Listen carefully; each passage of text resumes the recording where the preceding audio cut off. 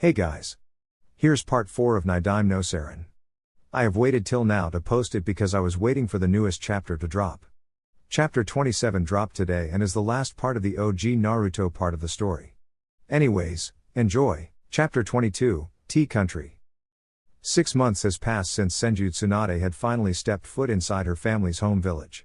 Like Jiraiya promised back then, all Hiruzen Sarutobi did was talk to her and set their relationship straight. Sensei and student had talked, though talked was only the beginning. There were curses, insults, threats to just get up and leave and never come back again, but eventually they had reached a compromise of sorts.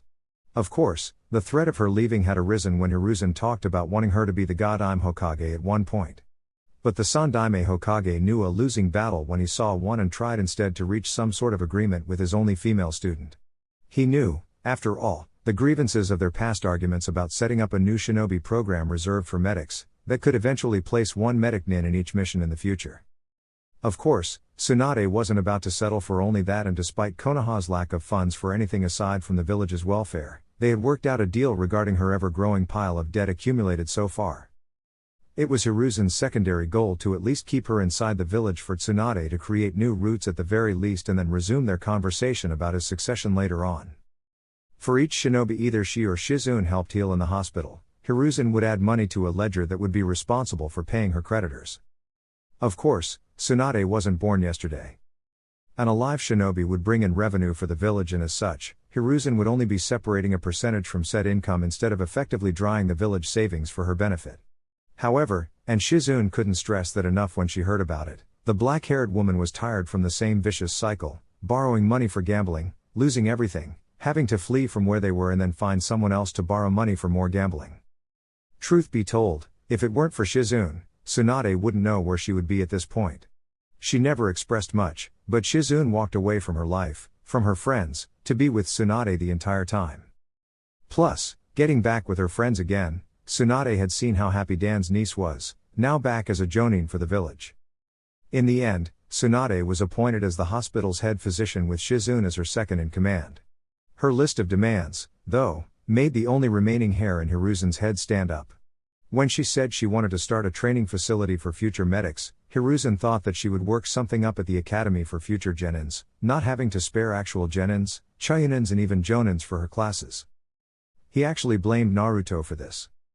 The blonde chonin, now 15 years old, had reached a growth spurt of sorts and now even topped Tsunade in height. Throughout these 6 months since returning with Tsunade, Naruto had intensified his training regimen, both in the physical and in the spiritual department. Constantly training and also hanging out with his superiors, Kurenai, Asuma, Anko and Yuigao when she's not in Onbu detail service. One Uzumaki Naruto has participated in many assignments throughout these past 6 months. Anko had even placed dibs on him every time he's available for her so-called juicy B-rank missions. Aside from that, the chonin would occasionally summon a trio of overpowered cage bunshines to accompany the other genins and assist them and even hang out with them, not that they knew about them hanging out with clones sometimes, instead of the original. Tobirama sensei's bunshine technique sure was helpful in allowing him to be at multiple places at the same time. As to why Hiruzen blamed Naruto, well, it turned out that one day, Tsunade was taking it easy in a cafe by herself, while studying the book containing the list of active Konoha shinobi and kunoichi. Naruto happened to pass by the place and got inside to chat. Tsunade was searching for ideal candidates for her medical shinobi program and asked for his input regarding possible names. Of course, in his mind, his chonin comrade Sakura would be at the top of the list, no doubt about it. They went on a couple of missions already and Sakura was really thriving. Her chakra control was excellent for Iryu ninjutsu and she was quite the scholar as well. Hinata, as a Hyuga, was like a human X-ray machine. Her dedication towards improvement was 100% and while not at Sakura's level, her chakra control would be boosted by learning under Tsunade. Naruto had also given input about Inuzuka Hana, who was already a vet and Tsunade could even use her in the hospital. Other names here and there from Jinan, chonin and jonin that Naruto knew that could participate. Kurenai had said that Yamanaka Ino was starting to come out of her shell and getting serious about training, and Naruto even placed Shikamaru's name. Part of it was for the fun of seeing his Jinan teammate complain, and another part was that Shikamaru had an IQ that allowed him to do everything he sets his mind to, and learning Iryo ninjutsu wouldn't be out of his range. Tsunade even remembered that the Nara clan had their hands on creating the best medicines, so signing up a member of the clan was a given. For sure, Yoshino Obasan would also be thrilled to see her son enrolled in Tsunade's classes. So, her medic nin program was formed and Hiruzen just couldn't complain much. He was already celebrating that Tsunade didn't select one of his jonins. And just like Naruto predicted, Sakura was a found gem. Hinata, Ino and a grumpy Shikamaru were being tutored by Shizune, while Hana had the vet clinic and would occasionally have time for medic nin classes. But, Tsunade decided to devote her full attention to training towards the pink-haired Chonin. When they first met and Tsunade had mentioned that Naruto had vouched for her skills, Sakura was ecstatic. Her senpai had her utmost respect and admiration in more ways than she could count. Plus, with being a Chonin and all, Sakura just didn't have much time for studies like she enjoyed doing at the academy. It was like a match made in heaven for her to learn everything she could from the greatest medic in the elemental nations, and she didn't have enough words of appreciation for Naruto. 30 =. It was late at night in a location near Bird Country as the forests around the country's main capital became alive with nothing but blurs of motion. The four-man Chonin unit moved in tandem, while silently advancing towards their target, a two-story mansion surrounded by trees and foliage. The Jonin responsible for the assignment, Raito Namiyashi, used a shunshine and appeared on top of the tallest tree near their target as he observed the house's security measures. So far, all he could see was the occasional thug doing rounds around the property, but his experience told him never to expect what his eyes told him alone. Another shunshine later and he had called upon the rest of the mission squad for a briefing. Shino, Naruto, Izumo and Kotetsu appeared through their respective shunshines as Raito began. Okay, first things first, our mission revolves around the recovery of an important scroll containing sensitive information from the client. Security measures appear to be scarce, but I won't take any chances. Naruto and Shino. The two selected Chonin called, nodded and paid attention. Naruto's sensor abilities and Shino's bugs shall run reconnaissance first. Once that's done, report it back. Based on your report, we shall coordinate the house invasion. Izumo and Kotetsu, you two take point and look out for Naruto and Shino, while they proceed. I shall be overseeing from above. 4 brief nods, before the 4 Chonin broke in pairs with Izumo following Naruto and Kotetsu performing guard duty while Shino unleashed his clouds of bugs to scout the place. With Naruto and Izumo, they moved swiftly across the terrain, until they hid behind some bushes closer to the property, close enough for his sensor capabilities to kick in. Izumo meanwhile observed him, while keeping an eye for any movement close to their position. When Naruto next opened his eyes, he looked back to his fellow comrade and nodded, before both shunshined back to their initial position. Once again, the team from the B-rank document retrieval mission huddled once more as Raito urged Naruto and Shino to report, with Naruto starting. Aside from the common thugs doing rounds outside the property, I could sense the usage of chakra inside the mansion, though I couldn't sense anyone inside. Raito placed a thinking hand beneath his chin. The client was alerted to the possibility that whoever stole his property had shinobi assistance. Perhaps, what you sensed was someone using a disorienting genjutsu to trap anyone from entering. Shino, your bugs are immune to genjutsu, what can you tell us? The Aburame Chonin nodded and looked towards the Kikaiku bug on his finger. Indeed, my bugs have reported the presence of 4 Chonin level shinobi hidden inside the house, all of them located on the 2nd floor. Though, I can't state from which village they are from. Raito nodded and then formulated a plan of attack. Okay, then, listen up, Shino, you shall use your bugs for support, while us 4 shall break inside and retrieve the document. Drain as much of the enemy's chakra as you can, before we can go in.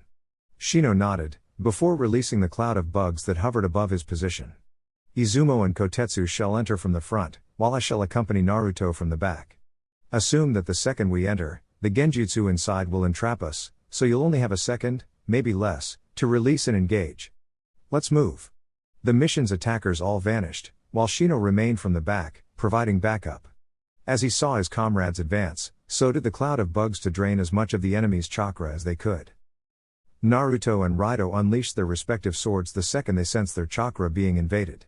Both released it at the same time, before blocking kunai from the enemy, who showed themselves, wearing the Rain Village insignia and their breathing apparatuses. Each engaged with their respective enemy, though Raito took quick care of him. His black sword was dripped with poison and one scratch was enough to render the attacker useless, before he moved in for the kill. Naruto's enemy was taller and stronger than he was, forcing him to use chakra in his limbs to adapt to the strength. Still, Naruto had more speed and agility in his favor, so taking his fight outside, It wasn't long until Naruto backed away a little, before molding chakra. The enemy watched transfixed as the blonde Konoha Chonin moved his sword in a circular motion, and he could see the sword forming an afterimage. Still, he wasn't about to let this kid do whatever it is he intended on doing and advanced using speed, while holding two kunai. Once Naruto finished his movement, his body moved in a zigzag motion and the enemy's eyes widened at seeing the afterimage. Naruto then got within the enemy's guard and managed to carve a great slice on the man's chest. Raito had quickly sealed his kill and then appeared to assist Naruto in dealing with his enemy, though he arrived only to see Naruto using Gekko Hayate's Kenjutsu style to finish his opponent. The sword pierced flesh and blood spilled on Naruto's face. The enemy's eyes were wide, before his body hit the ground. Quickly cleaning the blood from his sword, Naruto and Raito ran back inside the house as Izumo and Kotetsu finished with their enemies, while aided by Shino's insects.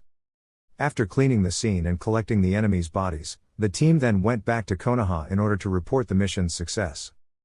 In Konoha. The hidden village in the leaves was exuberant at night with many pubs, bars and restaurants alive. Tonight, Kurenai was invited by Shizune for some drinks. More of their classmates were also invited, though many were either on missions or were otherwise occupied. Meeting inside a specific bar, it didn't take long for them to order a bottle of sake for the table, as well as a sushi platter and some dengo. Ever since Shizune returned with Tsunade, she went out of her way to meet up with every one of their old classmates, at least those who were still alive, that is. Asuma, Kurenai, Guy, Genma, Raito and many others. Tonight was another of her old dinner dates with her girlfriends and Kurenai obliged in her company. However, following Tsunade throughout her previous drunken stupors around the elemental nations, made Shizune acquire the taste, and it didn't take long for her behavior to become inebriated by it, much to Kurenai's sighing in dismay. You know, it's so unfair. So unfair. A drunken Shizune drunkenly shouted as she kept staring at Kurenai's breasts, hidden by her fishnet clothing. The illusion user could only look sadly at the display. You're so lucky, Kurenai-chan. You're so gorgeous and with a great style to boot. Shizune was practically standing on the table as she looked at Kurenai's face. Shizune, I think you've had a bit too much to drink. Shizune cared little and even inclined further on the table as Kurenai lifted her hands. So tell me, how is he? Kurenai lifted her eyebrow in question and Shizune could only giggle, completing her inquiry. Oh, don't give me that look, of course I'm talking about Asuma? What about him? The question mark was still on Kurenai's face. Come on, you were all over him when we were young. It was just a matter of time. Kurenai took a few sips of her drink and negated with a smile, much to Shizune's comic displeasure. Oh no, yes, we had a few dates here and there, but we both decided that we're both better off as comrades and friends. That only served to deflate as Shizune fell down into her chair. Oh dear, but hey, any man would be lucky to have you, Kurenai-chan, I mean, look at you. There she goes again, much to Kurenai's discomfort, until Shizune starts messing with her hair frantically. Compared to you, I'm nothing special, you know, and Genma-kun wants nothing to do with me, that bastard. At this point, I will be alone. Kurenai became frantic, trying to control the obviously drunken woman, who was now sobbing with her face buried under her arms. Meanwhile, Uzumaki Naruto had walked inside the same bar Kurenai and Shizune were at, though he was actually dragged in here by both Izumo and Kotetsu, after their completed mission. Contrary to Kurenai, the three Chonin were just having a nice meal together, while Izumo and Kotetsu had a beer each. They were drilling Naruto about what Raito was telling earlier about him using Hayate's technique on their last mission. Of course, while it wasn't technically a secret, Naruto wasn't about to openly scream inside a filled restaurant about what he could do, nor the fact that he was being taught by Yugao-sensei in precisely Hayate's sword techniques. Nevertheless, despite the grilling, Izumo and Kotetsu were rather nice to chat to, and their constant teasing to one another was quite enjoyable. As a matter of fact, so far, many of the village's Chonin had opened up to him in their assignments, which was rather nice, compared to how it was before. After dinner, both seasoned Chonin said their goodbyes to Naruto and left together. He was about to retire for the night as well, when he heard familiar voices coming from one of the private booths. He opened up a smile as he saw Kurenai there together with Shizune. Though, at this precise time, he saw Kurenai make subtle hand signs, before Shizune simply stopped moving altogether. Quickly approaching the two, Naruto saw Kurenai sigh and get up from her seat, about to approach Shizune's sleeping form. Ah, Kurenai-sensei, is there something wrong with Shizune? The voice alerted the genjutsu using Jonin as she turned abruptly in surprise. "Oh, hi there, Naruto-kun." She blushed slightly at being caught using a subtle genjutsu on her friend. "It's nothing really, I figured it was for the best to send her to sleep for the night." Naruto took one short look at Tsunade's second in command and nodded. "Do you need any help?" Kurenai sighed, now wondering what to do with the sleeping medic Nin. "I guess I should take her home now, could you help me?" Naruto blinked a couple of times, but complied while he watched Kurenai leave to pay their tab, before returning. Once outside the establishment, Kurenai and Naruto, now both at the same height, each took one of Shizun's arms and walked throughout the village's crowded streets. "Do you happen to know where she lives?" Kurenai stopped walking and Naruto looked across Shizun's shoulders to see Kurenai's arms deflate. "I don't, let's take her to my place, then. I can take care of her, there." It took 5 more minutes before they managed to take the downed Shizun to Kurenai's house, before she was placed on one of the couches. Naruto then observed as Kurenai rubbed her forehead and passed her hand through her hair with a sigh. "Perhaps, I should go talk to Tsunade-sama about Shizun's drinking problem." Naruto smiled and looked around, before figuring that the woman wanted to be left alone for the night. "So, I guess I should get going, then." Kurenai looked back after placing a blanket over Shizun. "Good night, sensei." "Wait, Naruto-kun, there is no need to leave right now, I'll make us some tea."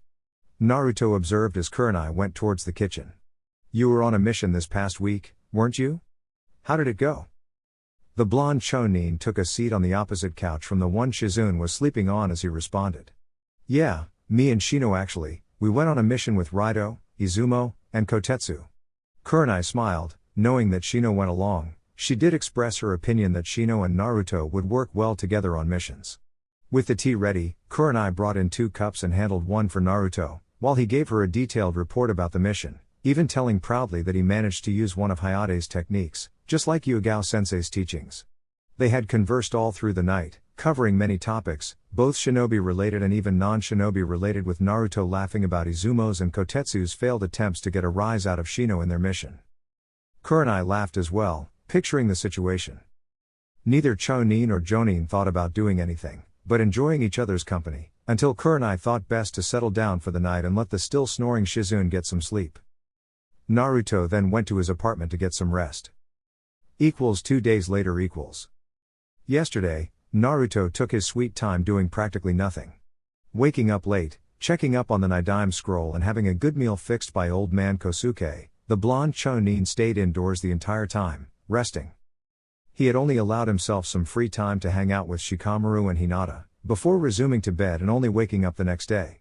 Not that he very much needed the rest, it was just that easing his chakra coils was paramount if he wanted to be up and ready when the Hokage called for him. Today, Naruto had simply decided to run some meditation drills, choosing a rather isolated location next to a lake. As such, closing his eyes and focusing on molding his chakra, Naruto took his sweet time passing his chakra through all of his tenketsu, before he had lost his awareness outside and became one by one with his chakra. The feeling of completion just filled his entire being at this point, as his mind became entranced by the feeling of his chakra traveling through the pathways. However, at some point, the Chonin started narrowing his eyebrows and sweating in sudden pain at the pressure he was feeling. The blue chakra that he was so engrossed in feeling, the purity of it all, now became red and filled with anger and malice. Naruto needn't open his eyes to see that his conscience was no longer seated on the lake, but rather sitting on another water source, deep within the confines of his mind and the location of a resident fox, called Kyubi no Kitsune. The growl made his skin crawl as Naruto opened his eyes and stood up to lock eyes with the fox. "I assumed that in our last conversation, you wanted nothing to do with me." The fox just kept growling while in deep contemplation as he looked at his current jailer. And here I believe that after you got trashed by those imbeciles, dressed in black and red, that you would have crawled back in here, demanding me for power by now." Naruto narrowed his eyebrows, remembering indeed the time when Itachi and Kisame played with him the entire time. However, Naruto never expected him to be powerful enough to defeat S-rank shinobi. Hell, he at this point considered himself skilled enough to take on B, perhaps A-ranked opponents. "My opponents don't have a powerful mass of chakra inside their stomachs, but that didn't stop them from becoming S-rank shinobi, Kyubi." The Jinchuriki just stood his ground as he now focused on the fox's eyes. He firmly believed his statement to be the truth, however his shoulder deflated when the fox did nothing but laugh, hysterically. Ha, ha, aha, that's quite precious. A Jinchuriki who does not want anything to do with the Baijuo. Oh, how the village screwed up choosing you as my host. Yeah, laugh all you want, why don't you? You're the one who called me here, anyhow.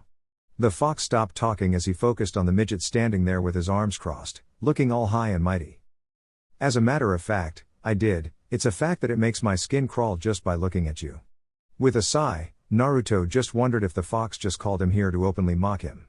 However, it irks me even more to have a weak host. You may think you're getting stronger as you grow, but you're still due to face the real powerhouses out there. Not to mention that right now I'm linked to you, so if you die, I will inevitably follow. That information was new, but then again, Naruto was still unable to understand the intricacies of the seal responsible for imprisoning the fox inside of him. Okay, so what is it you suggest? Kyuubi didn't respond, but merely smirked. Naruto saw in apprehension when the fox's energy leaked from within the cage and reached him in less than a second. As he felt the fox's malevolent energy surround him, Naruto's mind became clouded with anger. The chakra then formed a red shell around him and a tail formed behind him. Still, despite it all, Naruto became so engrossed in his meditation exercises that he had learned how to better control his inner chakra. Right now, he could feel the fox's chakra mixing it with his own, making it stronger, thicker. His chakra coils slowly expanded, allowing an easier flow of energy to pass through and much faster than before. Naruto wasn't aware of it, though, but the seal responsible for the fox's sealing located on his stomach glowed white, filtering the fox's chakra and turning it into his regular blue chakra. It seems you're not all talk. Learning to cope with my chakra, even if it's only one tail's worth, is quite something. Now listen here, I will not stay idle here and let my jailer become weak. I have provided you with one tail's worth of my chakra, however, should I see that you're facing a foe you can't defeat on your own, then I shall give you more and I simply don't care whether you can handle it or not. Naruto now truly wondered just what he had gotten himself into this time, but before he could extend the conversation more, the fox got fed up with his presence and threw him out. Once he was outside, Naruto got face to face with the purple-haired Onbu, more commonly known as his Kenjutsu sensei. The fact that her hand was already holding her sword, Naruto could venture a guess that his little skirmish with the fox was felt a mile away. Hi there, sensei? Long time no see, Naruto said, while scratching his head in embarrassment.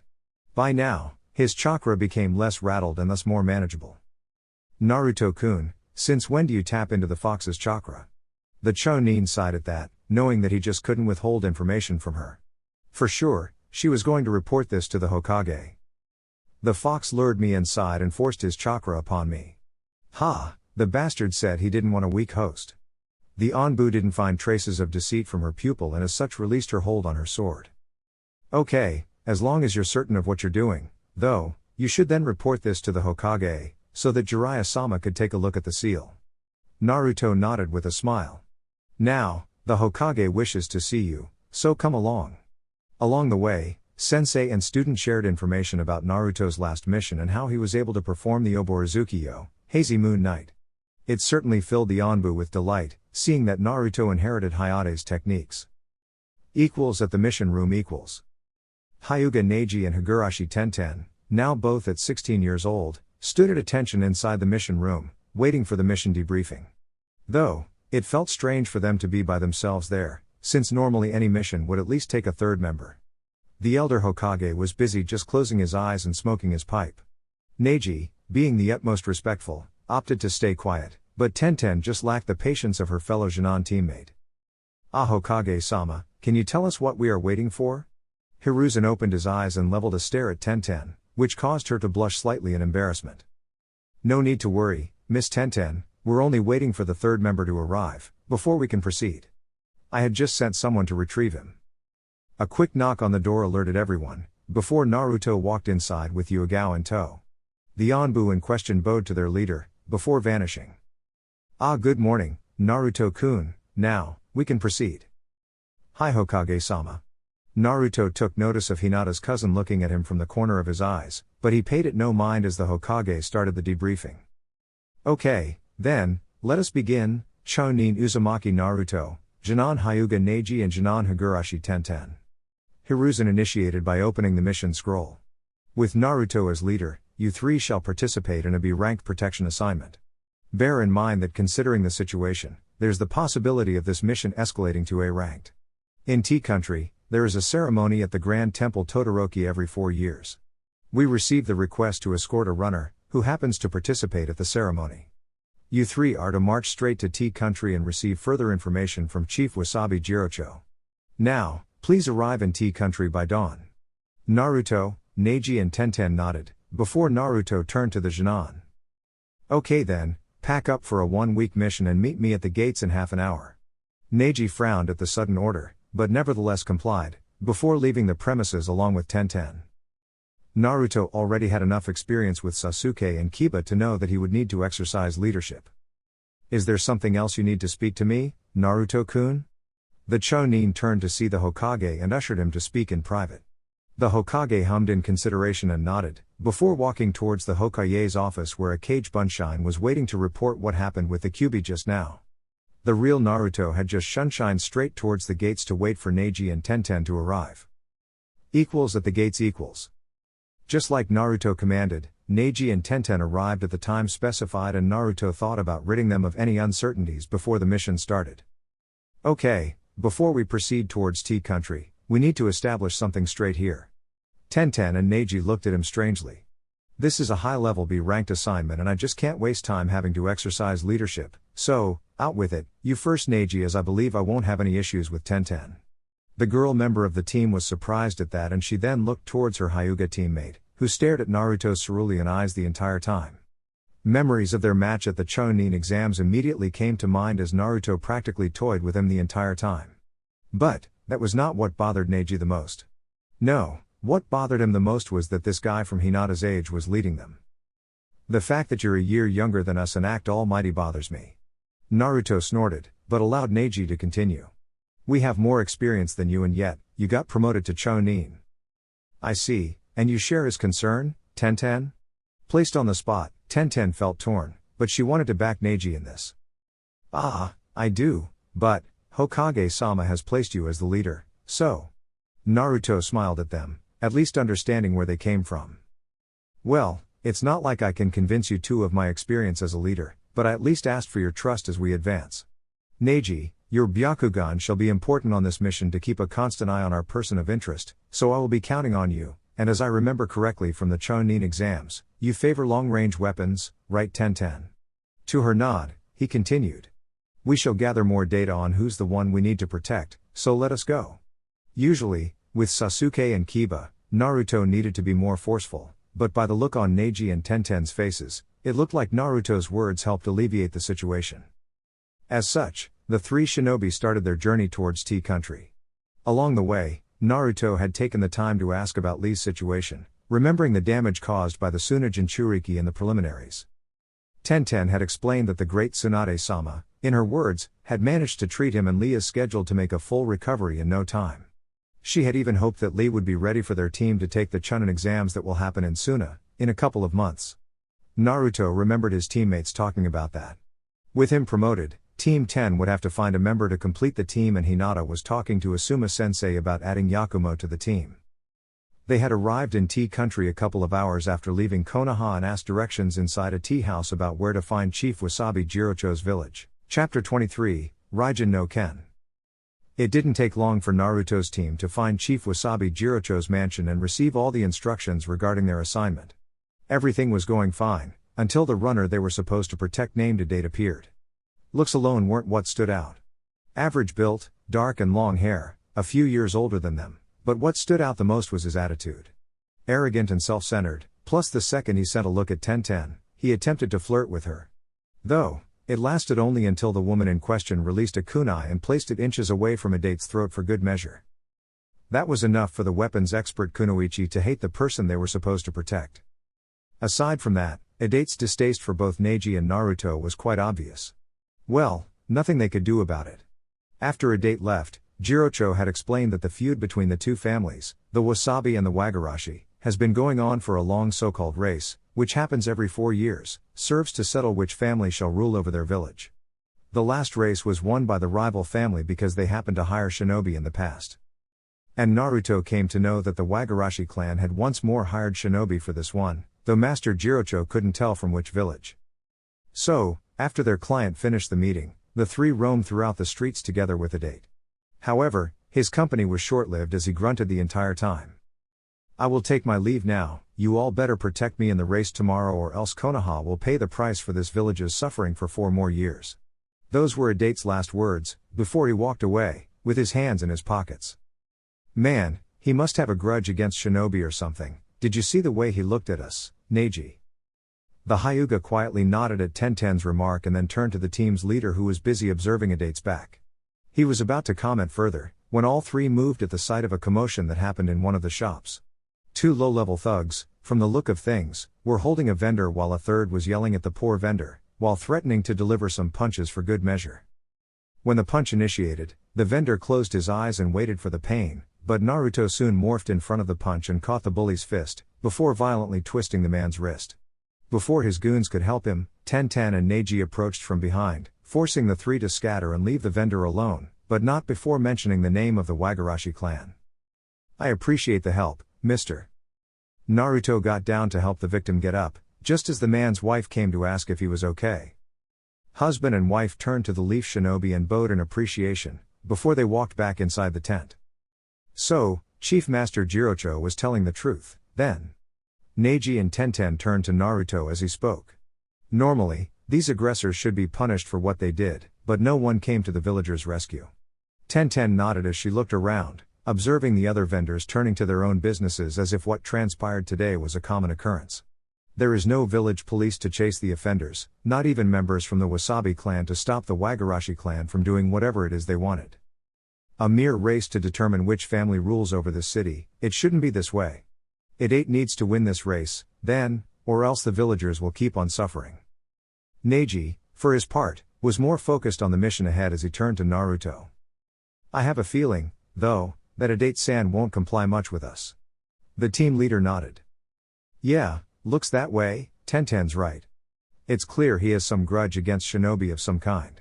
Perhaps, we could go back and ask Chief Jirocho to see if he can shed some light into this. We are already expecting to face Shinobi in this assignment. Having to babysit the client in the midst of this is just not okay. Naruto said that all in pondering, but Tenten and Neji nodded in agreement. Neji and Tenten, please find more about the race, its itinerary, all possible details for tomorrow. In the meantime, I shall follow Idate to see if I can find out more about him, before it starts. Neji and Tenten looked at each other, before nodding at the directive. We shall meet again in 2 hours to discuss our plan going forward. Let's go. Tenten and Neji looked as Naruto vanished in a sunshine, before the two walked towards the town's main hall for information regarding the race. With Naruto . Maintaining his distance, Naruto observed Idate as he went about his usual chores. He would stop at a small restaurant to drink some tea and throw his charm at other girls. After that, he had done some running exercises in preparation for tomorrow. Naruto had to give it to the guy, despite his pompous attitude. He was indeed quite fast, though it was clear that he was using chakra. Through a quick sunshine sequence, Naruto managed to follow Idate all the way towards Chief Jirocho's mansion. Normally, spying on a client would be considered frowned upon, but Naruto needed answers, before going forward. Lowering his chakra output to a bare minimum and casting a disorienting genjutsu around him, Naruto got into position just outside the very hall he and his team were with Jirocho just moments before. It was already night outside, so the light was turned on inside.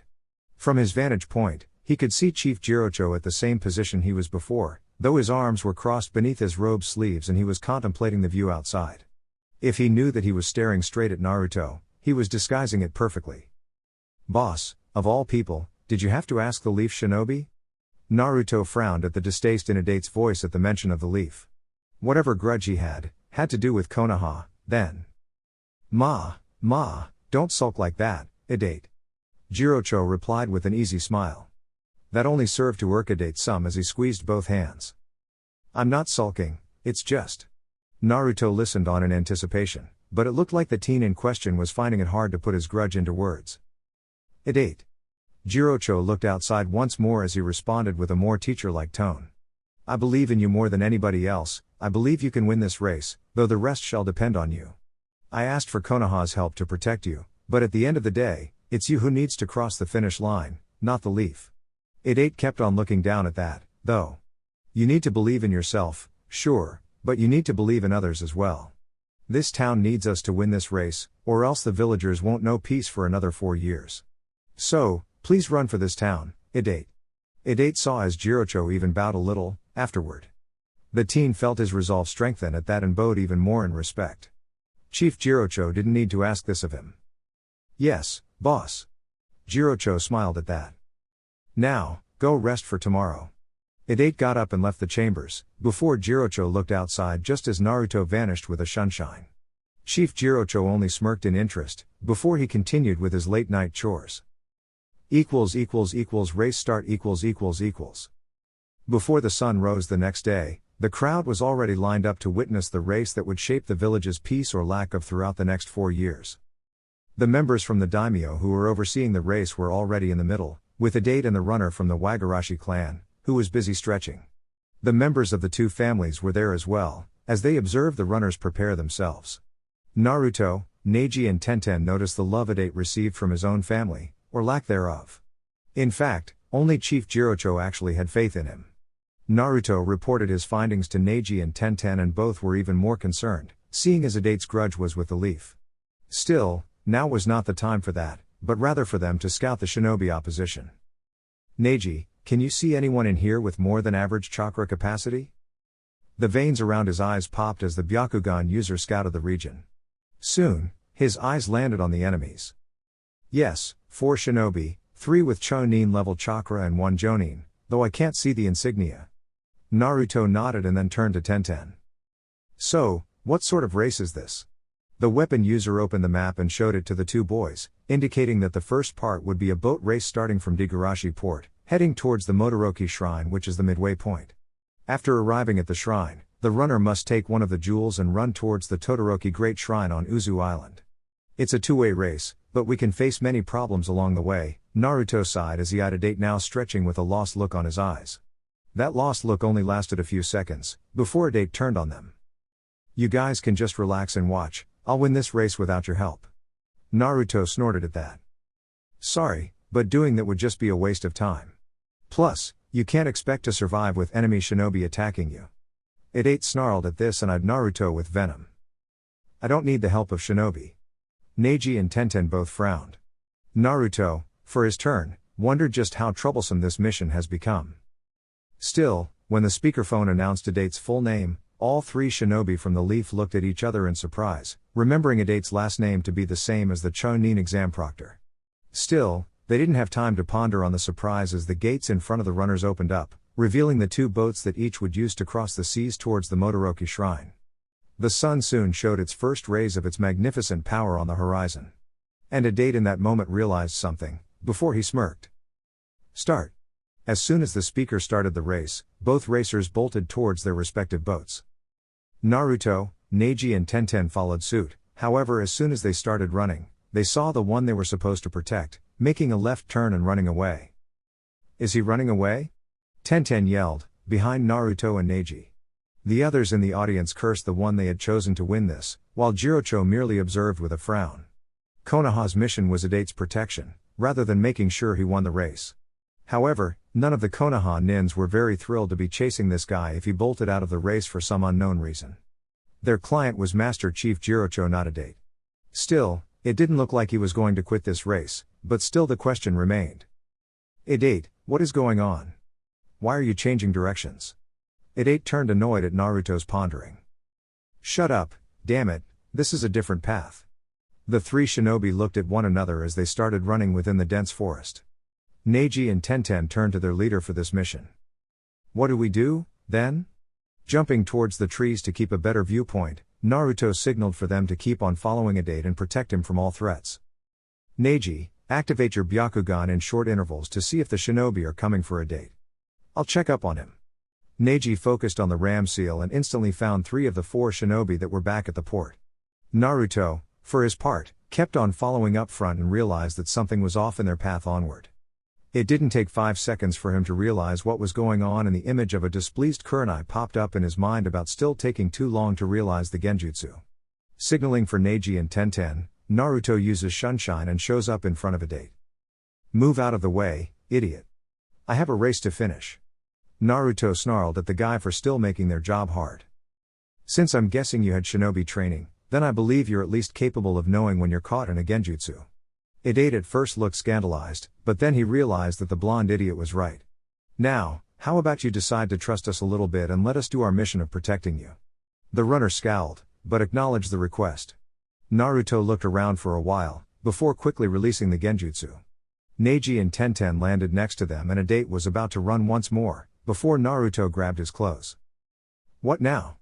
Naruto looked to Neji and the Byakugan user nodded, before using his dojutsu and confirming Naruto's suspicion. A double-layered genjutsu, interesting.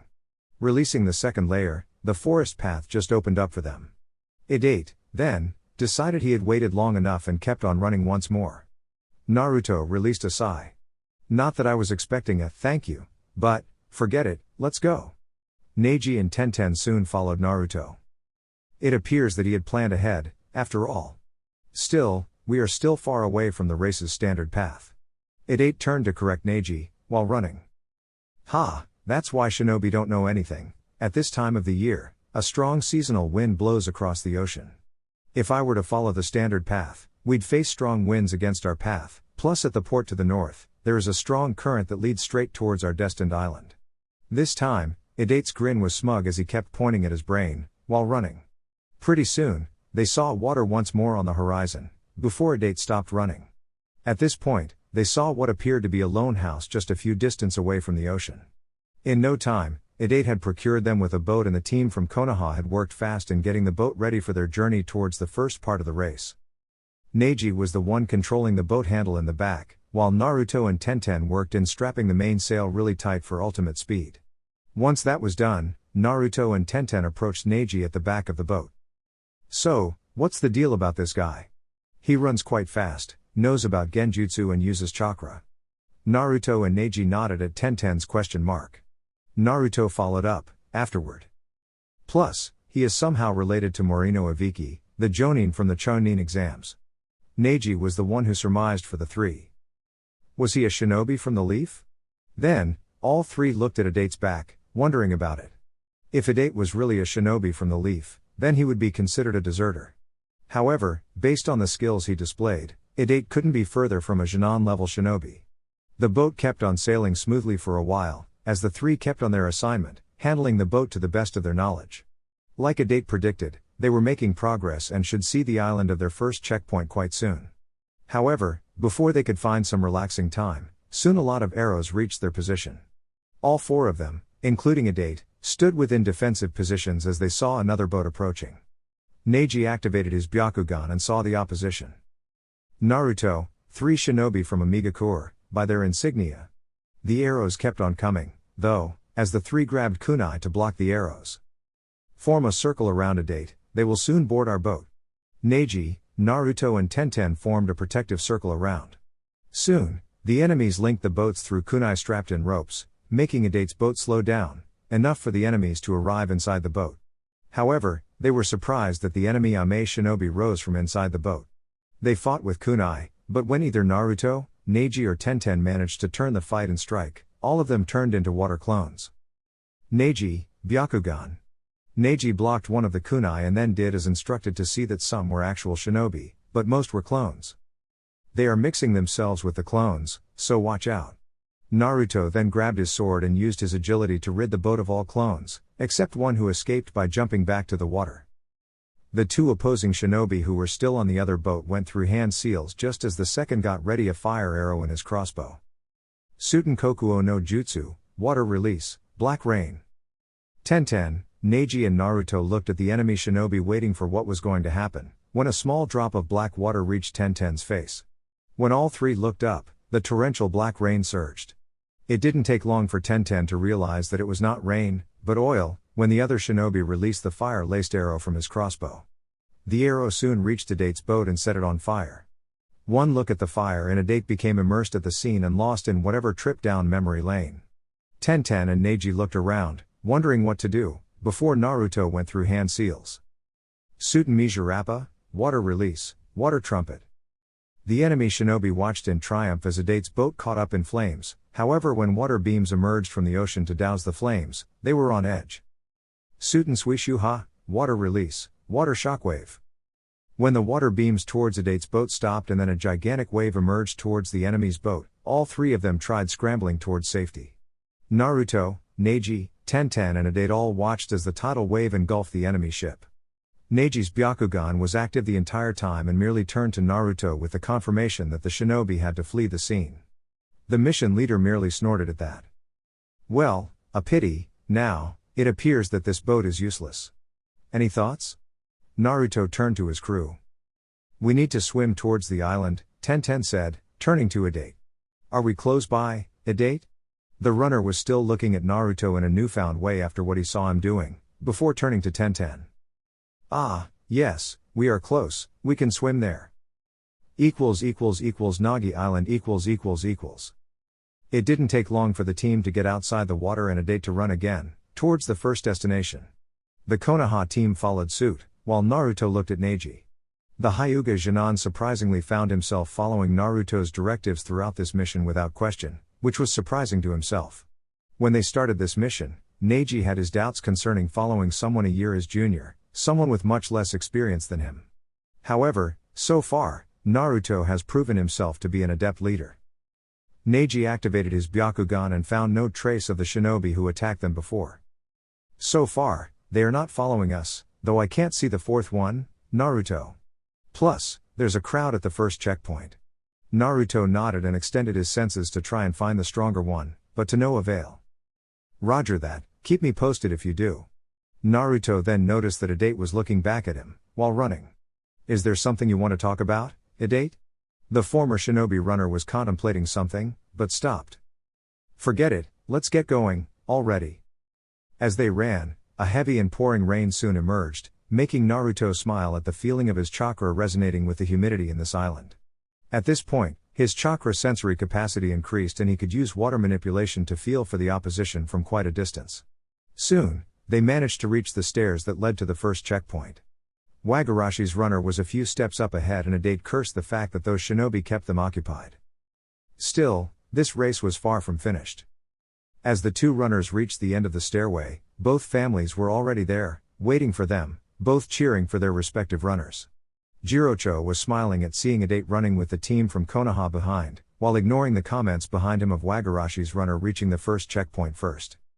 After each runner collected the precious stone and offered it to the temple, each went to their respective tent to get some rest. Naruto saw Adate getting inside the tent to get some rest and then turned to Neji and Tenten. Get some rest, you too. I get the feeling that we shall face the four shinobi in this last part. The two members of Team Guy nodded as Tenten ushered Neji inside Adate's tent to get some quick rest. Neji was about to follow, when he turned to Naruto. Before he could ask if Naruto would rest as well, he found the Chonin looking towards a specific location, towards the larger trees to the right. Subtly using the Byakugan, Neji had found the fourth shinobi's presence, before he and Naruto crossed eyes with a subtle nod. Naruto's water attack may have stopped those three back there for a while, but this mission was far from over. Final part . After getting some rest and recuperation, both runners took on running once more. The runner from Wagarashi, Fukusuke, was a few steps ahead as Adate was keeping a sedate pace, resting his legs to push it all near the finish line. After Fukusuke passed a specific line, the team from Konoha had to evade an unending barrage of projectiles. Evading the projectiles proved to be endless as Neji and Naruto got into defensive technique mode. Tenten, in the meantime, was already getting her scrolls ready for battle, while the boys took a step forward from their line of defense and executed their maneuvers. Hakazu Kaiden, 8 trigrams palm rotation. Fuuten Shippu Shuheki, wind release, hurricane barrier. The three Amigakure shinobi stood in awe at the chakra spin and the hurricane blocking all their arsenal of projectiles. After the weapons fell on the floor, the 3 shinobi from Konoha stood against the 3 shinobi from Amigakure. Naruto snarled at them, knowing that Adate was running alone up front and the 4th shinobi could be attacking him right now. He was about to take quick care of these 3, when Neji placed a hand on his shoulder. The Chonin turned to the Byakugan user. Naruto, leave these 3 to us, you need to go on ahead and protect Adate. Naruto looked at both Neji and Tenten to find them nodding at him. Normally, leaving them behind wouldn't exactly be a good Chonin decision.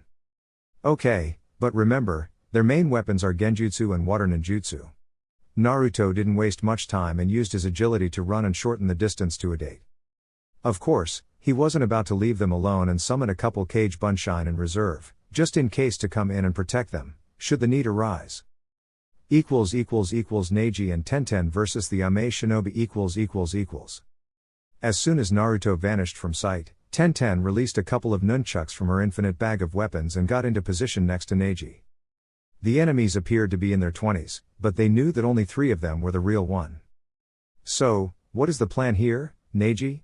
The Byakugan user was busy observing the foes with his Byakugan and could see, just like before, that the clones were mixed with the real ones. Remembering how Naruto dealt with them the first time, they would need to keep on the offensive the entire time, which meant that Neji would have to play both offensive and defend Tenten, should the need arise. Those Senbone were indeed a pain to deal with, but his eyes more than made up for their shortage in numbers. Keep on attacking them, I'll cover you and use the Juken in the meantime. We only need to find the 3 real enemies. Twirling her weapons, Tenten smirked and got into position once more. Okay, sounds simple enough. Let's go, then. Both immediately vanished as Tenten worked furiously and slamming her weapons on the clones, hoping that she could hear the sound of bones breaking. The subtle noise of Senbone and arrow flying reached her ears, as well as the almost soundless noise of Neji's perfect taijutsu style, either blocking the Senbone or redirecting it, so as not to harm his teammate. At this point, Tenten worked her way around the clones, but they were all genjutsu versions of the real ones, which were still in hiding. Neji observed that the clones were facing them in close taijutsu, while the real ones were throwing the projectiles from a distance. Still, he wasn't fast enough to pinpoint their actual location, because he was busy protecting Tenten, who was getting tired from dealing with the clones. At some point, Tenten missed a step and lost her footing. She was falling and Neji could see the onslaught of Senbone heading her way. Neji used chakra in his legs to shorten the distance and started using the Kaiden to deflect the projectiles. Still, his eyes caught sight of different projectiles deflecting the enemies. 1 or 2, though, passed through and hit Tenten's leg. However, at this point, Neji had at least managed to pinpoint the real one's location and fallen into position for his ultimate taijutsu technique. The yin-yang symbol soon emerged as he got into his open stance, while the clones started mounting on him. Haki Raku Juian Shao, 8 trigrams, 64 palms. Neji began his first sequence eliminating the first 2 clones, then 4 more who came afterward, 16. By the time he reached the 32 clones mark, the real ones looked on in alarm to see Neji flying straight towards them with his fingers glowing. The 3 were caught dead on with the 64 palms. All 3 of them fall on the ground as Neji had managed to seal off their entire chakra network.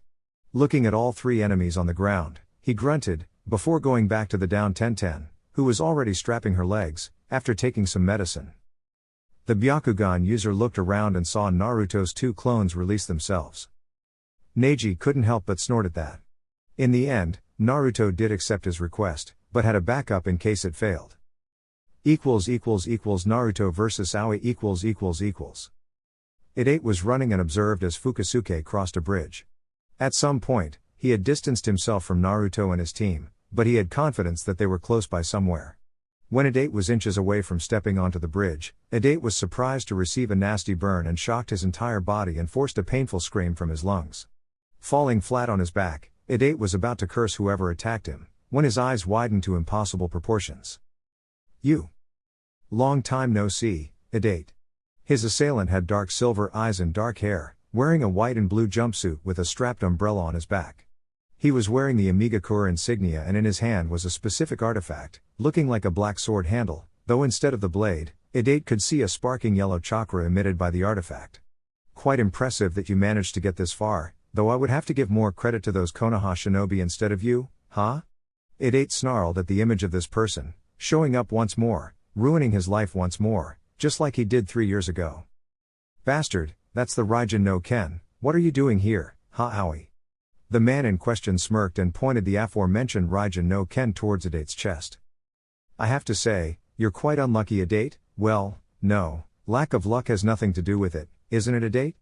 Adate snarled at Aoi once more, wondering about that as his hand reached for the pocket knife that Chief Jirocho gave him 3 years ago. The memories of what happened 3 years ago came soaring together upon seeing Aoi's smirk directed at him. How he was cheated into stealing the Nidaime sword for him, then how he had decided to flee together with Aoi towards Amigakure and then his big brother Ibiki showing up to stop them, only to be captured and tortured for information, all because of him and his never-ending list of failures in his life. No matter how much he tried, he would always be viewed as a failure in the end. Well, any last words, Idate? I have a mission to fulfill after all. Idate cursed the man he once called his sensei and closed his eyes, waiting the killing strike, before he opened his eyes to see Naruto parrying the Nidaime sword with his own chakra-infused ninjato. Naruto. How glad I am to see you, what took you so long, damn it. Naruto snorted at the complaint, wondering when and if Idate would ever say thanks for saving his life. Though Naruto realized that keeping up with this strange sword was ill-advised, he evaded the enemy's strike and jumped in front of Idate to protect him. Idate, run along and finish this race. I shall deal with him. Aoi just smirked in condescension as he eyed the Konoha opposition. When he saw that Idate was just eyeing them, Naruto snarled. Did I stutter? Get going, already. I got it, already, I'm going. Idate soon charged towards the bridge and Aoi moved to intercept, only to stop once Naruto attacked him. The former Konoha Jonin saw Idate crossing the bridge and snarled at his mission going sideways. He then looked at Naruto and sized him up. So, this is the best Konoha's new generation has to offer, not impressed. Naruto narrowed his eyes on this person, while studying his chakra and his movements. Holding his ninjato up close, Naruto wondered what was up with that strange sword this guy was using. That energy emitted by the dark handle was of lightning nature, but he could only feel water chakra from this foe. Naruto, however, frowned at remembering that prior to him arriving, this man and Idate appeared to know each other. And Idate was a former Jonin from Konoha. Before Naruto could ponder on this precise information, Aoi took the advantage of Naruto's supposed lack of attention and attacked with the strange yellow energy sword once more, only this time Naruto evaded instead of blocking it. Just what kind of weapon is that? Aoi smirked as he answered by attacking Naruto once more, who had to keep on the defensive in the meantime. Despite the danger posed by the weapon, this foe's sword movements just weren't close to threatening. Though, seeing that this sword emitted lightning chakra, Naruto guessed that it must be weak against Fuuten ninjutsu. So, after gaining some distance, Naruto went through a sequence of hand seals, before joining his hands. Fuuten Kaze no Yaiba, Wind Release, Blade of Wind. Aoi looked surprised and placed the Raija no Ken in front of Naruto's wind sword strike and had to pump up more chakra to keep up with Naruto's technique. Eventually, he was able to parry it, but he had shown serious effort to do so.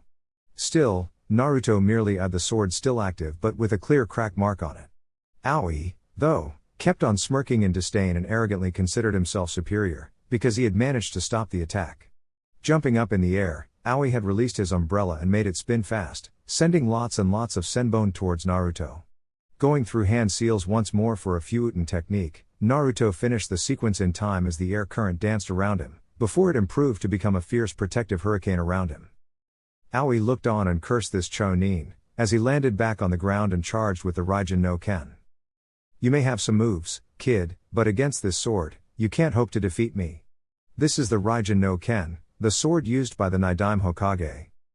The surprise was evident on Naruto's face as he moved in too slowly to evade one strike that grazed his shoulder. That much was his surprise at what this jerk had said. Never in all his training days with Tobirama sensei, the man had mentioned having a sword, much less this one. The Nidaime, what are you talking about? Aoi, though, smirked as he eyed the sword. I guess you're still too green to know about it. Yeah, I tricked Idate into stealing this beauty for me. It's said that the Nidaime Hokage used it during the Second Shinobi War. At this point, Aoi had seen Naruto's hair shadow over his forehead and eyes, understanding that this kid was overwhelmed by what he had revealed. However, Naruto was feeling quite differently right now. There wasn't much that could piss him off, nowadays. A lot of the things that happened to him were pretty much water under the bridge. However, to see this imbecile, this no-good shinobi using one of his sensei's creations, truly made his blood boil.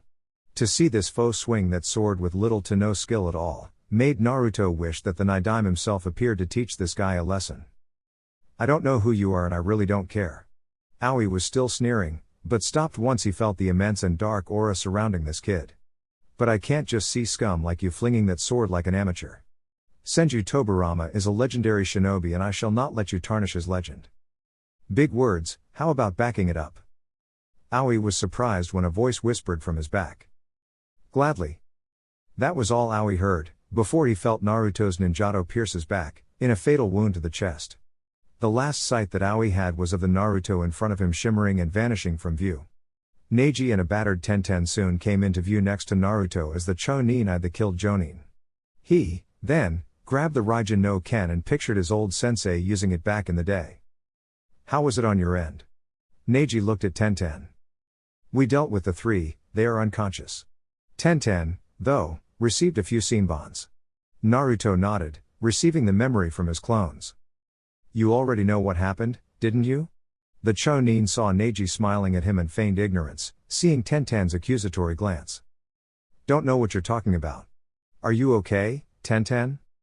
I'm fine, I guess. These darts were poisoned, but luckily enough, I still had some medicine that Guy-sensei gave us in our last mission.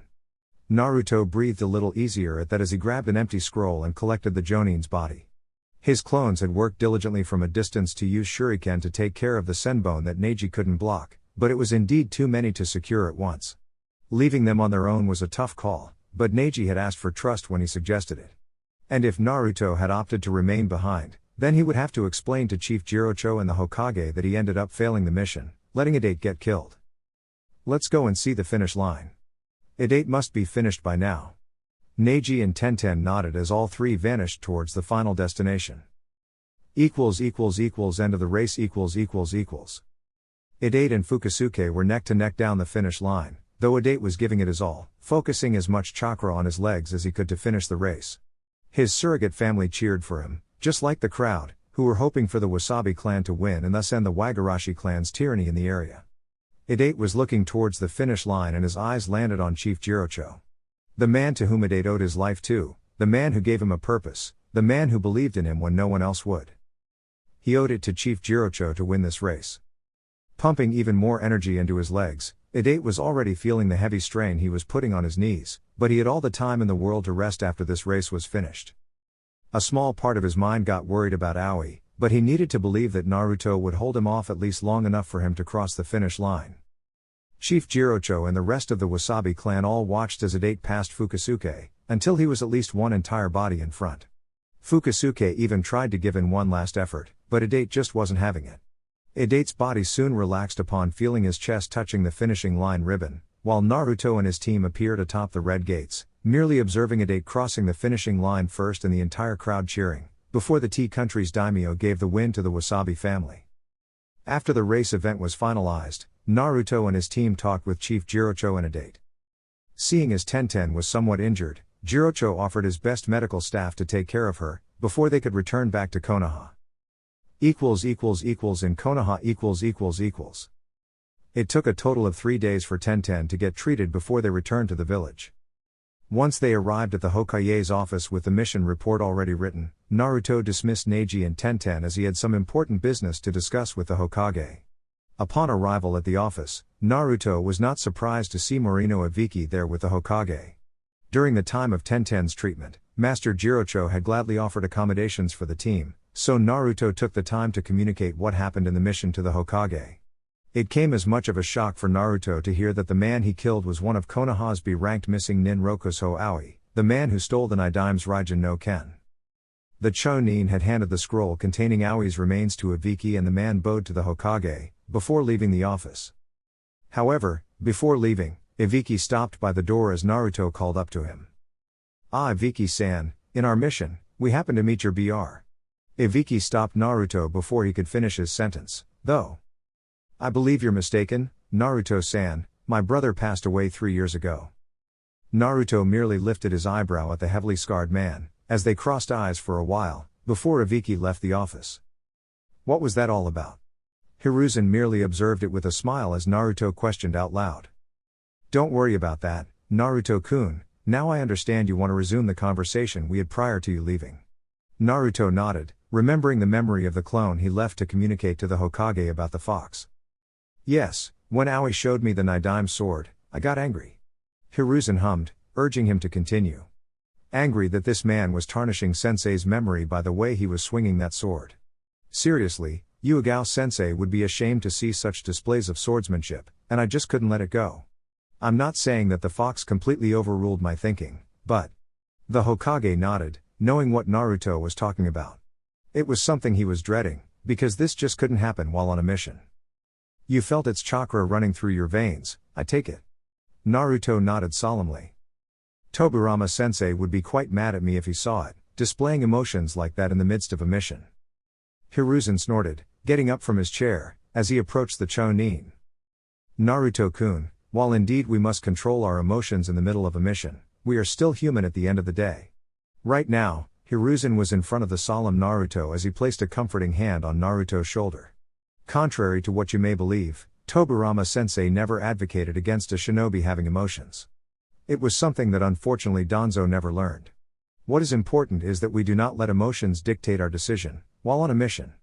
Keeping a level head is always important. Naruto's look, though, stayed pensive at the Hokage's words, mixed with Tobirama's teachings.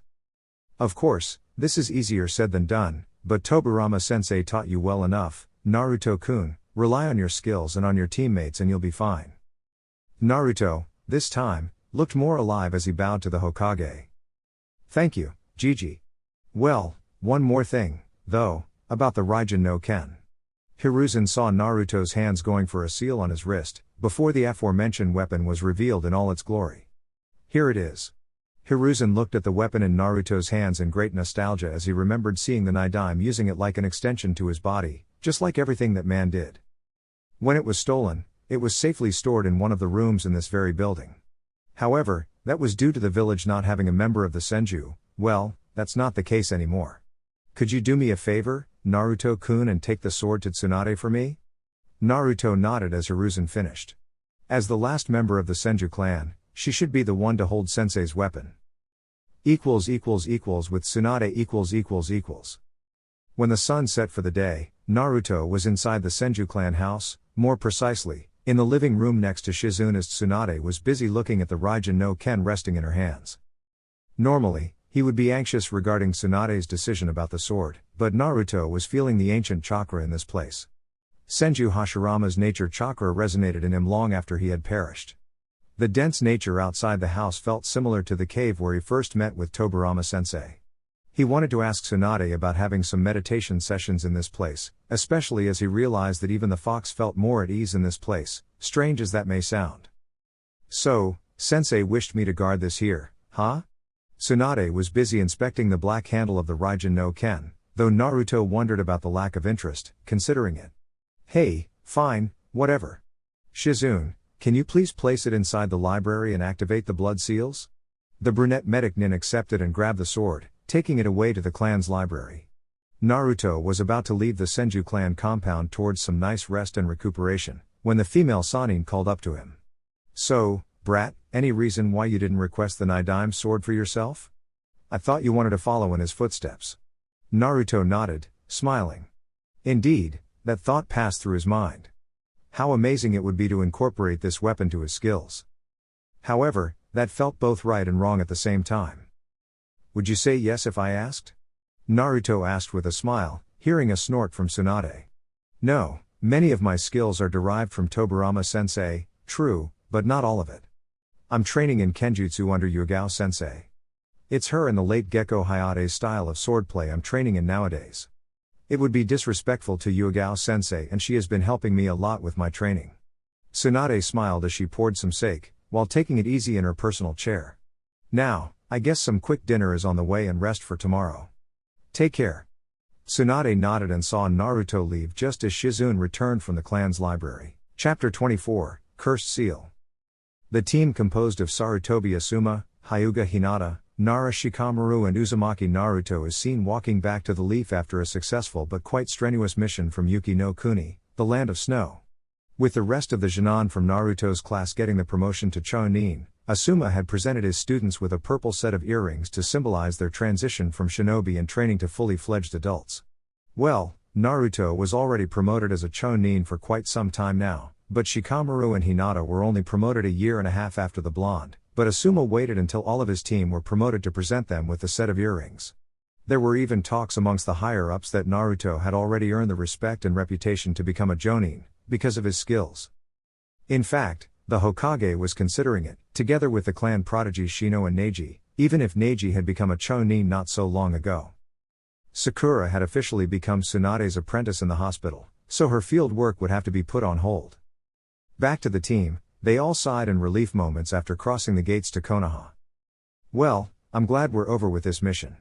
How Koyuki Haim could stand living there, I don't know. Naruto sighed in dismay the minute the name came out from his mouth as both Asuma and Shikamaru snickered at him and Hinata blushed like bloody crimson.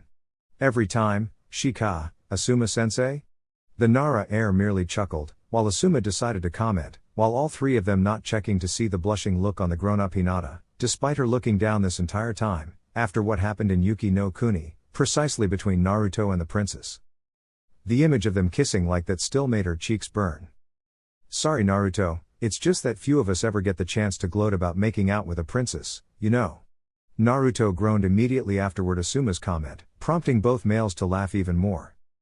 It wasn't anything like that, sensei, I was just playing a part in her movie. Though, if he was honest with himself, it was quite difficult to internally regret saying yes to the surprisingly enthusiastic princess's idea. When the mission started, she was bitter and did nothing but shun everyone out of her life, going as far as to betray them in the middle at one point after the mission was over and her uncle was killed by a combined assault from his team. It was like she became a completely different person, especially around him. Hence why she had, strangely so, requested him for the part instead of Asuma-sensei, who, by the way, was still enjoying himself at the expense of his student, the bastard. And judging from his grin, Naruto knew that another tease would come. Oh, I wouldn't expect you to be so modest Naruto, I did remember the princess asking for you, directly. Who knows, perhaps, she used the movie as an excuse for what she really wanted to do. That comment made him blush slightly, though the most logical part of his mind dismissed it. However, like a genjutsu, he took a second or two longer to recover from it, making Asuma and Shikamaru even more amused. There was simply no way that Naruto could say it wasn't an exhilarating experience. And the princess did extend the act for more than Naruto thought it would, which only served for him to experience things. Returning to the task at hand of trying to defuse the situation of being the teasing focus of Asuma and Shikamaru, he did the only thing he could at this moment. The only thing he could do right now was to turn to perhaps the only teammate who wasn't giving him a hard time for this. Hinata, please help me Hinata. When he turned to see his only female teammate, she had already bolted away from them, making the three males of the group look at each other, wondering why. Strange. Well, you two can go and enjoy some rest or do whatever it is you please, I shall report to the Hokage. Asuma soon shunshined away from Naruto and Shikamaru, before Naruto turned to his partner in crime, who at this point was already yawning and scratching his ear.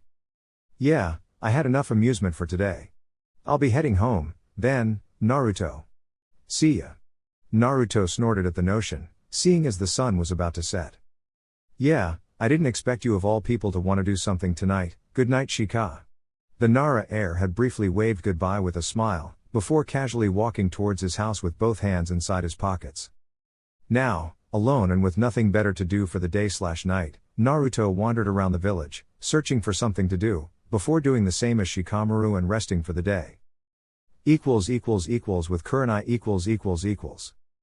The genjutsu mistress of Konoha had just walked out of a team meeting with her team and was seen roaming around aimlessly with nothing to do. It filled her with pride, knowing that her entire team had made it to Chunin and thus became their very own shinobi and kunoichi in Konoha from here on out. Of course, being their sensei, she would still be around for advice and even on occasional missions, but they were now on their merry way to write their own history from here on out. She counted on Shino to be there for Choji and Ino as he had more experience as a Chunin. Noticing the dark sky already, she frowned wondering if she should find either Anko or Yuigao for some late dinner or just head home for the night. She kept on walking throughout the loaded streets of the village, until she saw Naruto also seemingly doing just like she was doing, just walking around by himself. The blonde Chunin has been going through many assignments since he became a Chunin and as such, it's been a few months since they last saw each other. Yuigao had often told her about some of the times they got together to practice kenjutsu. Hi there, Naruto. The person in question looked around at the mention of this voice, until he saw the genjutsu mistress waving at him. Oh Kurenai-sensei, how are you? The woman smiled as he approached to greet her. Fine, I just left from a meeting with my students.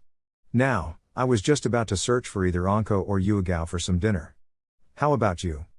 Naruto nodded with a smile. Just came back from a mission with my old team and Asuma-sensei. Now, maybe have a quick dinner and then head home to rest. An idea came to mind just now. Say, would you like to have some dinner then, my treat? Dinner. Kurenai then smiled at the offer. Asking me out on a date, Naruto-kun?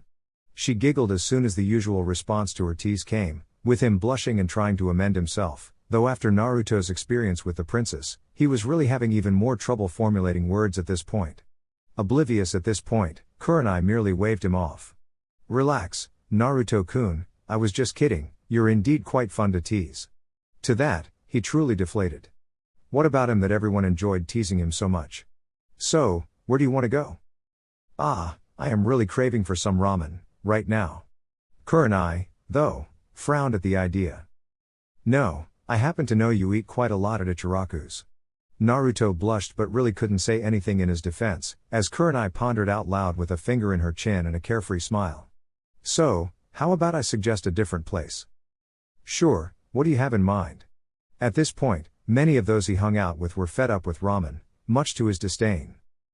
How about some sushi? I happen to know a nice place, near my house. Oh, okay, sushi is good too. Lead the way, then. Naruto then followed Kurenai as she wrapped her arms around him and pushed him along, giggling while doing so after he slightly protested. Neither of the two saw that Anko and Yuigao had seen the entire thing, and a visibly enthused Anko literally dragged Yuigao along to follow them and spy on them. At the sushi place . Wait a minute, you're telling me that you, and the woman had to pause at the absurdity of what Naruto had told her. Wow. As soon as they arrived at the sushi place, they ordered a tray each with some tea. Then, Naruto got to explain the types of missions he has been through since last time they spoke, the training sessions he had with Yuigao when he had the time, and even the different bonds with the other Chonin and Jonin from Konoha, when the story about the princess of the land of snow came up. Kurenai soon began to wonder about it. The young man next to her had truly grown up at this point. With the amount of training he does, this point more physical than chakra-wise, Naruto had grown taller than her, and in terms of overall body development, Kurenai could no longer discern him from the other adults. So, of course, that Naruto would soon begin to attract the attention of the female population, but, wow. Strangely, the image of Naruto and Princess Koyuki together invaded her mind and lingered for a bit more time than she realized it. Yeah, Asuma-sensei is still teasing me about it. Kurenai turned to him, after she stopped that train of thought. So, tell me, when can I expect this movie? Naruto was drinking his tea, when he choked and looked at her, accusingly. Oh Kami, not you too. Kurenai could only lift both her arms and smile. What, I'm a great fan of her movies, you know. Me and Anko have never missed one. Oh, wait until I tell her that you happen to be in Princess Koyuki's new movie. Now, Naruto was royally screwed. When Anko knows, she will never leave him alone. Okay, now, I'm seriously regretting saying yes to playing the part. Kurenai tilted her head humorously, but decided to change the subject. Okay, enough teasing for now, though I can't say on Anko's behalf, how about the Jonin prospects? Kurenai has of course heard the rumors that Naruto would receive the promotion soon. Yuigao told her that this rumor had even reached Naruto himself, and Kurenai had an inkling as to who could have blabbed to him about it. Aoba was a fine shinobi and one of Konoha's finest, but he needed to seriously read the room before barging in and announce that the Hokage was considering Uzumaki Naruto and Hyuga Neji for the next promotion to Jonin. While Kurenai wished to see Shino in that list as well, it's understandable, since the bug user has been doing more assignments for his clan lately. Naruto, for his part, just felt conflicted about the topic. I don't know, to be honest, everything is happening too fast. I've been Chonin for 2 years now. I have worked with an excellent shinobi who's been Chonin for 10 years, before the talk of the promotion appeared. Who knows, Hokage-sama must hold you in high regard, but I'd imagine you'd be excited about it. He responded by shrugging his shoulders. I am, at least, I think I am. It wasn't long since we were having the same discussion about me becoming a Chonin. Kurenai remembered that quite fondly. True, you were hesitant back then as well. She saw Naruto using his chopsticks to reach for a tuna sashimi. But, now you can see that the worries you had back then were all for nothing. Look how far you've gotten, Naruto-kun. If you're worried about promoting too fast, remember that Kakashi has become a Jonin even faster. Yeah, Konoha has indeed had its fair share of prodigies. Come to think about it, if Naruto remembered correctly, Sasuke's brother Itachi was also promoted as fast as Kakashi. I appreciate the vote of confidence, Kurenai-sensei. So, the dinner resumed as well as the conversation, while Anko was looking inside the restaurant. Yuigao, at this point, had already bolted, since she needed to report to the Anbu HQ. The snake charmer couldn't listen much of the conversation, but she did notice how at ease the two were together, especially her friend. Anko couldn't help but giggle like a schoolgirl as she watched this storytelling unfold. Throughout the village . After splitting the check, Naruto and Kurenai left the restaurant and decided to take a stroll around the village. At this time, only the drinking parlors and bars were open, so the streets were almost empty. The night was a bit chilly, but nothing too extreme, and they could hear the soothing sounds of the many trees and lakes that surrounded the hidden village. Kurenai turned to Naruto and noticed the distinguishing facial features that were now presented before her, beneath the moon glow. It was no surprise to her that the young man had improved in the looks department. More angled facial features, the hair a bit longer and more spiky than before, in his outfit, the same style outfit that she had picked for him together with Yakumo and Hinata, still fitted nicely with those deep ocean blue eyes of his. Overall, Kurenai found that Naruto's event with Princess Koyuki wasn't so surprising. Say Kurenai-sensei. The woman hid her surprise well, when Naruto called up to her, though the thought of him and her kissing once more surged in her mind. Yes, Naruto. Do you happen to know why Anko is following us? The question itself jolted Kurenai out of her musing, but Naruto was still smiling and not looking back. Though, the slight spark in Anko's chakra at being caught was a dead giveaway for a censor. How can you tell that she's following us? Oh, right, I forgot. Now, she was smiling as well as both kept on walking. Who knows, I've been friends with her for many years and still can't figure her out. Well, she is gone by now, must have realized that she was caught and bolted. Kurenai saw him smiling and shared the humor. I can see you have improved your censor skills. Anko is quite the infiltrator. She can sneak in pretty much undetected in most places. Naruto smiled. Feeling the water particles in the atmosphere around him has become easier than breathing. I have been training in extending my sensor reach through water manipulation. It's how I can use water ninjutsu without a nearby water source. Kurenai did remember his preference for ninjutsu. I see, and how's your genjutsu training?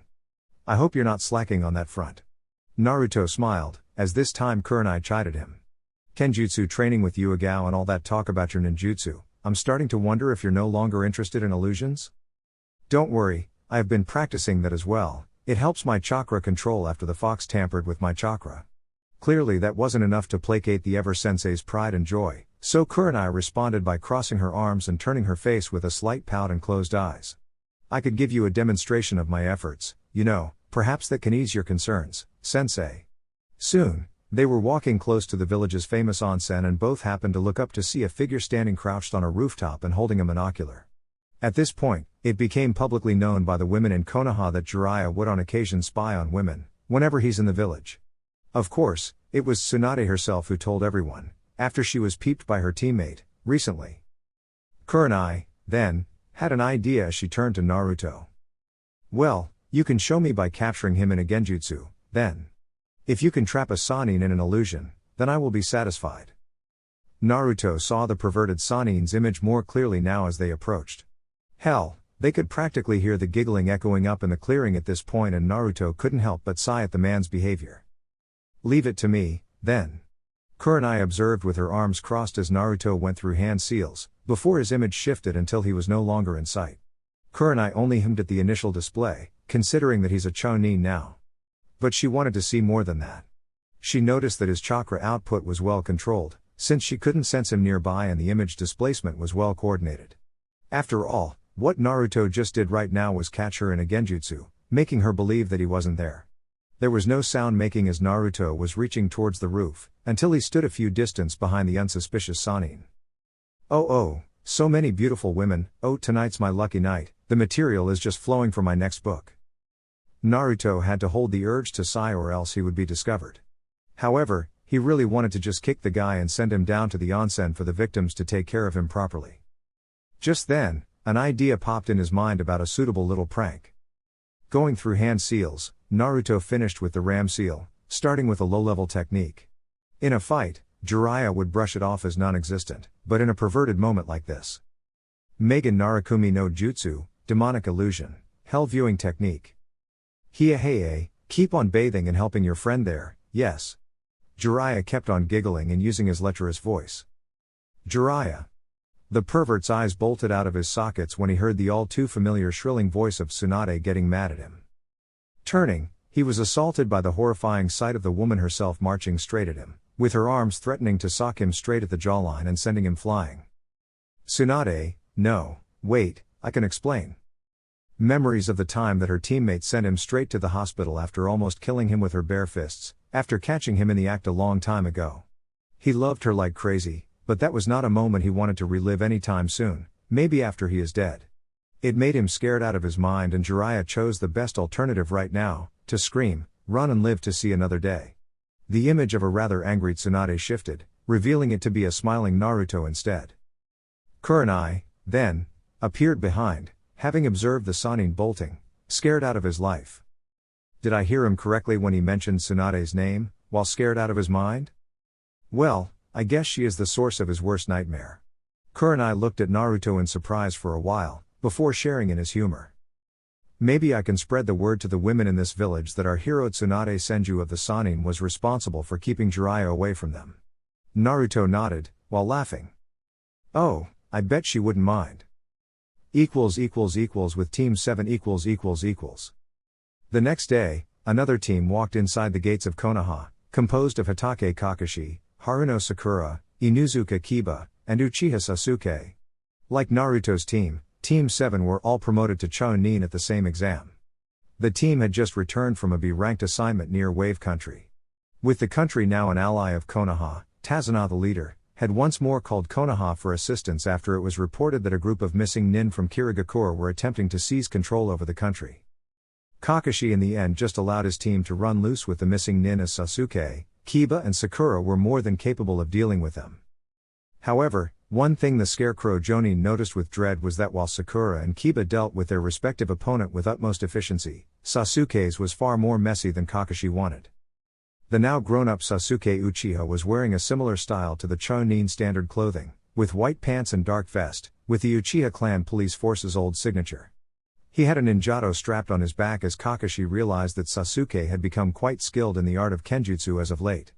The Scarecrow Jonin noticed lately that Sasuke became fueled by anger in his movements. He has closed himself off from both his teammates and rarely socialized with anyone. As the team walked inside the village, Kakashi was busy reading his favorite book, while observing the team. While Kiba and Sakura were chatty enough, with Sakura petting the now grown Akamaru, Sasuke was walking in front of them, not bothering to socialize with any of them.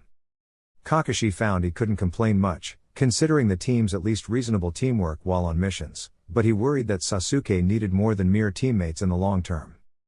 Okay, everyone, you all are free to do whatever, I shall report to the Hokage. Kakashi then turned to leave, but he lingered a bit, to observe as Sakura attempted to call up to Sasuke, only for him to shine away from them. Sasuke. Kiba just released a sigh at his female teammate, who still attempted, despite it all. Leave the bastard be, Sakura, he isn't worth it. Now, I have to go see my sister to see about Akamaru's injured paw. Sakura, for her part, frowned at Sasuke's last seen position. Okay Kiba, see you later. I guess I can stop by the hospital to see if Tsunade-sama has something for me. Kakashi then saw his other two teammates walk towards different directions, before leaving himself. None of the team observed as four shadows observed them from a forest behind their location, before vanishing as well. With Sasuke . After leaving his team, Sasuke soon walked closer to the clan grounds that belonged to his family. Looking back to his life as one of the village's most skilled Chunin, Uchiha Sasuke couldn't help but feel angry. Angry that he knew that he wasn't getting anywhere closer to reaching Itachi's level. Since he has been promoted, he and his team has been doing these so-called missions, which in his mind were nothing but chores. None of them came close to ever truly testing his skills. None of the assignments so far has allowed him to truly push himself, to see where he stands in terms of overall skills. His so-called teammates also aren't much of a help. Kiba may be somewhat good in close combat, but to the fully evolved Sharingan, the Inuzuka just couldn't move slower. Sakura, ever since she was appointed as Tsunade's apprentice, has focused more on being a medic nin. No, none of his classmates could come close to pushing him, except for him. Sasuke still remembered how fired up he became upon fighting against Naruto. However, every time he demanded Naruto to fight him, The blonde would only brush him off as if Sasuke wasn't worth his attention, which actually made him even more furious. Sasuke knew all the rumors about him, knew that the Hokage favored him for many assignments as of late, all for the purpose of seeing whether or not he is what it takes for the Jonin position. The Uchiha knew that Naruto was good, and he knew that Naruto was better than what he has shown so far. Only problem that still miffed him was this so-called air of superiority from the Uzumaki, looking down at him, just like him. He wanted to fight against Naruto, to measure himself against the blonde. Naruto was someone he could use as a stepping stone to reach Itachi in the future. He was about to make one more step before he stopped and placed both hands inside his pockets. Just how long are you planning on following me around? Show yourself. The wind picked up after he said those words, before Sasuke heard someone chucking somewhere.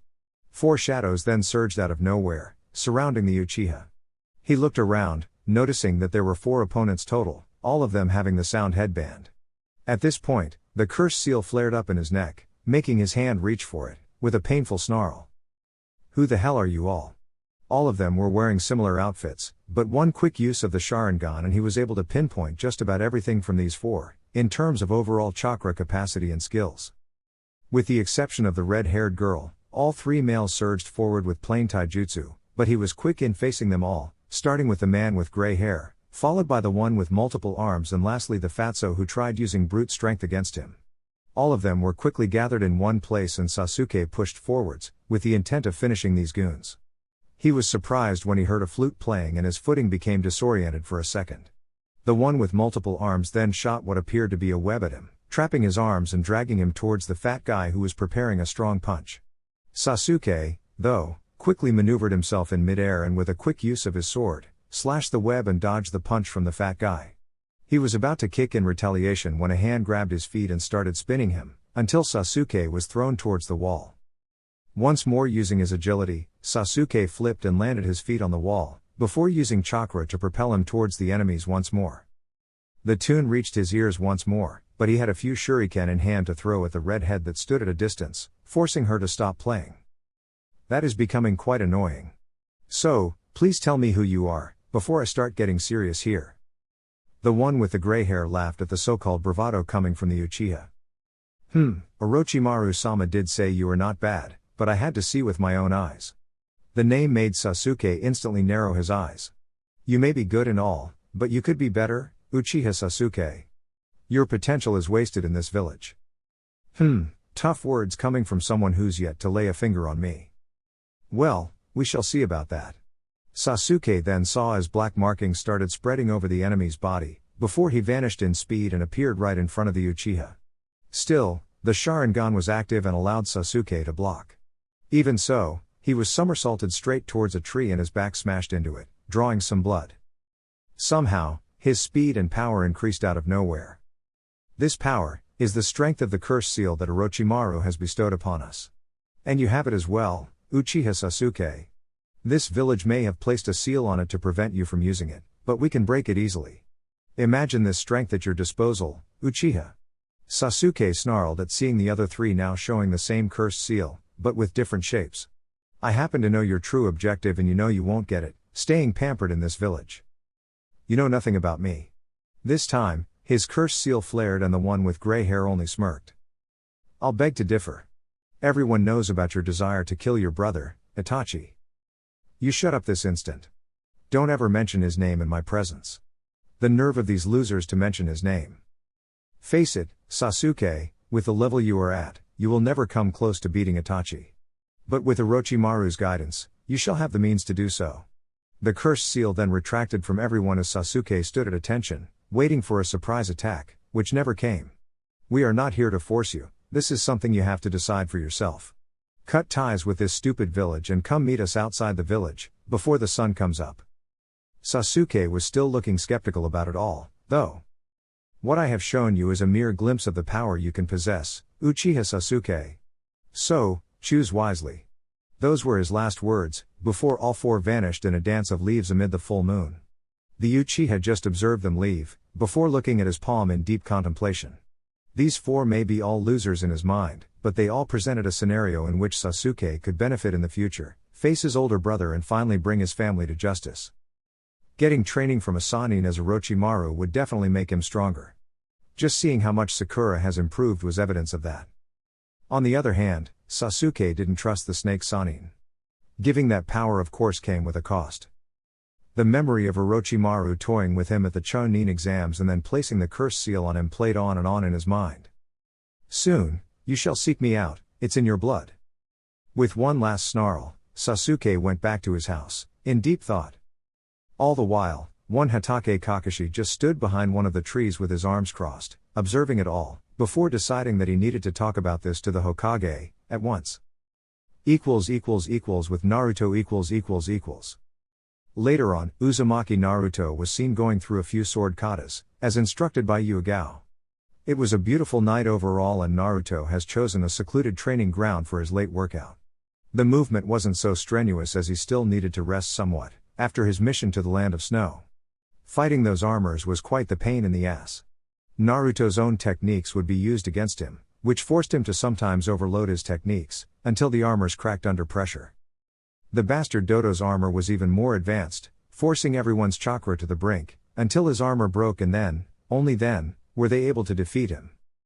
Because of this, Naruto had to hear the fox bitch about having to ease his chakra coils. Their relationship had slightly improved. Before, the fox absolutely loathed his very existence and wanted nothing to do with its jailer. Now, at least, they were on relative talking matters, but mostly the fox talking and Naruto having the honor of listening. And most of what the fox spoke about was to berate him for pretty much anything and everything that he did, said and acted so far in his life. But, it was an improvement, compared to what it was before. The Uzumaki Chunin soon stopped his workout as he heard familiar footsteps approaching. Naruto was surprised to sense Sasuke of all people approaching his late-night training. "How's it going, Sasuke? Great weather tonight for some training, wouldn't you say?" If the Uchiha was surprised that Naruto knew it was him, he didn't show it. The fact that this late at night, Naruto was still focused on training, showed Sasuke a good and positive image. Naruto was easily considered one of the best Chunin in the village and Sasuke surprised himself by conceding that Naruto was perhaps better than him. It certainly allowed him to be more at ease with what he was pondering at the moment, after the altercation with Orochimaru's lackeys. "You do this often?" Naruto looked at his fellow Chunin in wonder at the question. "What, training?" "Yeah, on occasion. It's not like I have people waiting for me at home, you know." "Yeah," Sasuke knew and understood, better than most. "I do." Sasuke admitted to knowing next to nothing about the Uzumaki's life. Though, now that he remembered from the academy, Naruto was an orphan just like he was. The only difference being that while Sasuke had a family and then lost it, Naruto never had one. It was quite tough and quite subjective to measure which life was the worst. However, Naruto didn't seem to suffer from the same illness as him. Naruto doesn't appear to be angry, often. He is not ruled by emotions like Sasuke normally does. Hell, Sasuke even felt a strange sense of peace, while next to him. Naruto, for his part, turned to study the Uchiha, wondering what he could possibly want, right now. "So, is there something I can help you with?" Sasuke subtly nodded, while maintaining an eased breathing. "I have to make a tough decision with my life, Naruto. One that I hope you can help me with." A look of wonder still remained in Naruto as he turned his face sideways, while observing the Uchiha. "Okay, what is it?" Naruto had barely less than a second to widen his eyes in surprise, before drawing his sword and parrying Sasuke's sudden attack. Naruto had made the mistake of looking straight at Sasuke's fully evolved Sharingan and was caught instantly inside a genjutsu. He felt his body catching on fire and kneeled on the ground. Naruto took a heavy breath as he released the illusion from Sasuke, while seeing the Uchiha a few meters away from him, with his sword posed to strike. Allowing a couple of seconds to understand the situation he was in, Naruto took an eased breathing and got up from the ground. "I could ask if you had truly lost your mind, but then I'd be wasting my time, right?" Sasuke blinked and another Naruto appeared next to him, before landing a powerful kick on his chest. The Naruto he was observing almost a second ago simmered as if Sasuke was observing a distorted image. "Indeed, I don't wish to talk." Sasuke then backflipped and Naruto noticed the number of shuriken hurling straight at him. He used his sword to block them all, before he saw Sasuke throwing a set of 3 similar shuriken, with metal strings attached to it. The shuriken's trajectory went around his position and Naruto advanced. Had he been standing still for more than a second, The metal wire attached to the shuriken would have skewered him. Using great agility, before Sasuke pulled the metal wire that would have become threatening, Naruto had reached the metal wire and slashed it with his sword, before advancing on Sasuke. Using a sequence of Shunshine and random shuriken throwing, Sasuke was kept on the defensive and couldn't use the Sharingan to anticipate Naruto's position.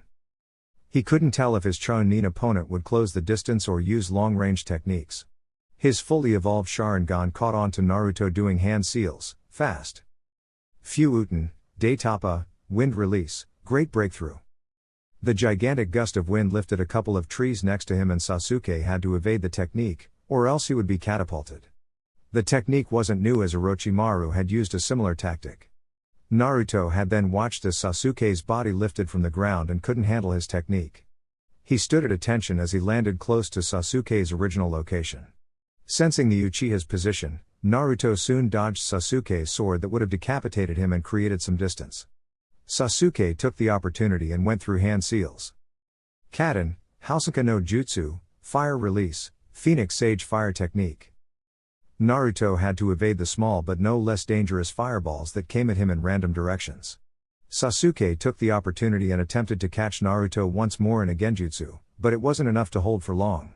Caught by surprise at the speed in which Naruto released the genjutsu, Sasuke was caught by surprise as Naruto went through a quick series of hand seals, while water drops hovered around him.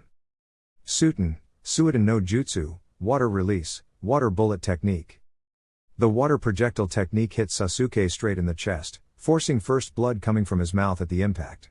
Sasuke snarled at the fight not going his way and went through hand seals, before his hands burst into electricity. Slamming both hands on the ground, Sasuke had sent the electrical current fast at Naruto, who had to jump away. Naruto's eyes widened in surprise at seeing Sasuke appearing in front of him, with his sword drawn and about to thrust his sword through Naruto's chest.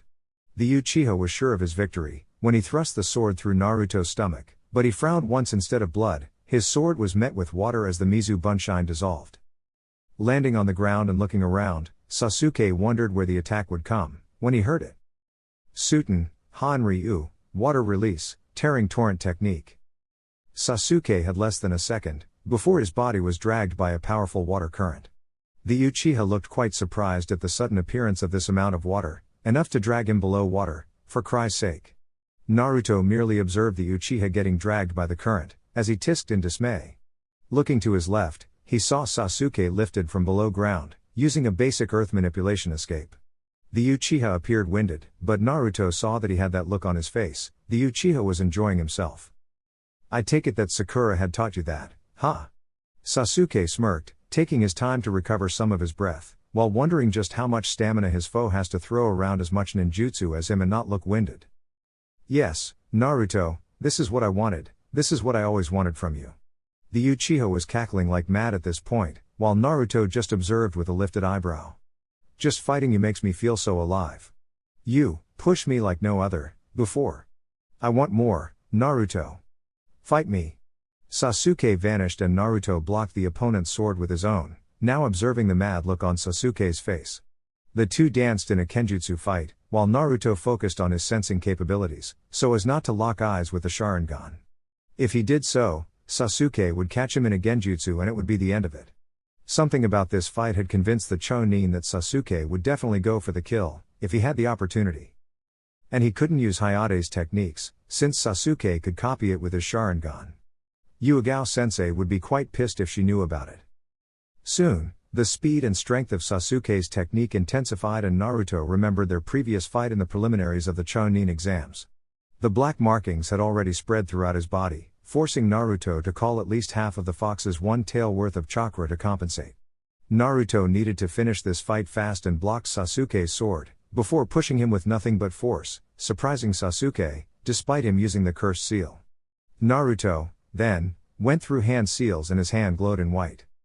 Fuuten, Senpuken, wind release, whirlwind fist technique. The rather short distance was enough for Naruto to advance and slam the whirlwind fist straight on Sasuke's stomach, shredding his wardrobe, Chunin vest and even caused quite the damage to Sasuke's abdomen. The attack was enough to take every bit of Sasuke's breath, until the pain was too much and he collapsed on the ground, unconscious. Naruto had released a sigh in dismay, At least relieved that he didn't have to use stronger and more destructive techniques against the relentless Uchiha. Plus, seeing the cursed seal active, meant that Kakashi-sensei's seal has weakened over time. As such, Naruto had grabbed Sasuke's unconscious body and thrown it over his shoulder, before using a shunshine towards the Hokage's office. At the Hokage's office . As soon as Naruto appeared with Sasuke on his shoulder, he was about to knock, when he heard the Hokage and Tsunade shouting at each other, before Tsunade angrily slammed the door and stomped away. Naruto's sweat dropped at the scene as he then observed the Hokage slumping on his desk, no doubt feeling the heavy atmosphere after whatever discussion had just transpired here. Calmly walking inside and closing the door to the Hokage's office, Naruto had made his presence known with the sound of his throat. "Ah, excuse me Hokage-sama, am I interrupting?" The senior shinobi looked up in surprise and noticed that Naruto was carrying an unconscious Sasuke on his shoulder. "Nonsense, my boy, just that perhaps I have to reevaluate my choice for a successor." Naruto's eyes widened, before Hiruzen waved his concern off and turned to the focus at hand. "Now, care to tell me what happened?" "Well, it might be better to call in Kakashi-sensei for this. Sasuke's curse seal had acted up, while he demanded a fight out of me." Hiruzen sighed and got up from his chair. "Sure, follow me, Naruto-kun, and please bring Sasuke along with you." Naruto really had no option but to comply. Inside an unknown building . In no time, Naruto and the Hokage had reached their destination, and Naruto looked around to see just where he was at this point. It was a tall building, that's for sure, but he couldn't see much else inside. Just a flat surface they were in with pipes on the ceiling. There was almost no light inside, but Naruto could sense hidden presences inside, such as his sensei Yugao and 3 to 4 other hidden Anbu. Then, Kakashi made himself known, next to them, with both hands inside his pockets. "Should I even ask, Naruto?" The Chunin merely shrugged his shoulders, trying to placate whatever responsibility he had in Sasuke's state right now.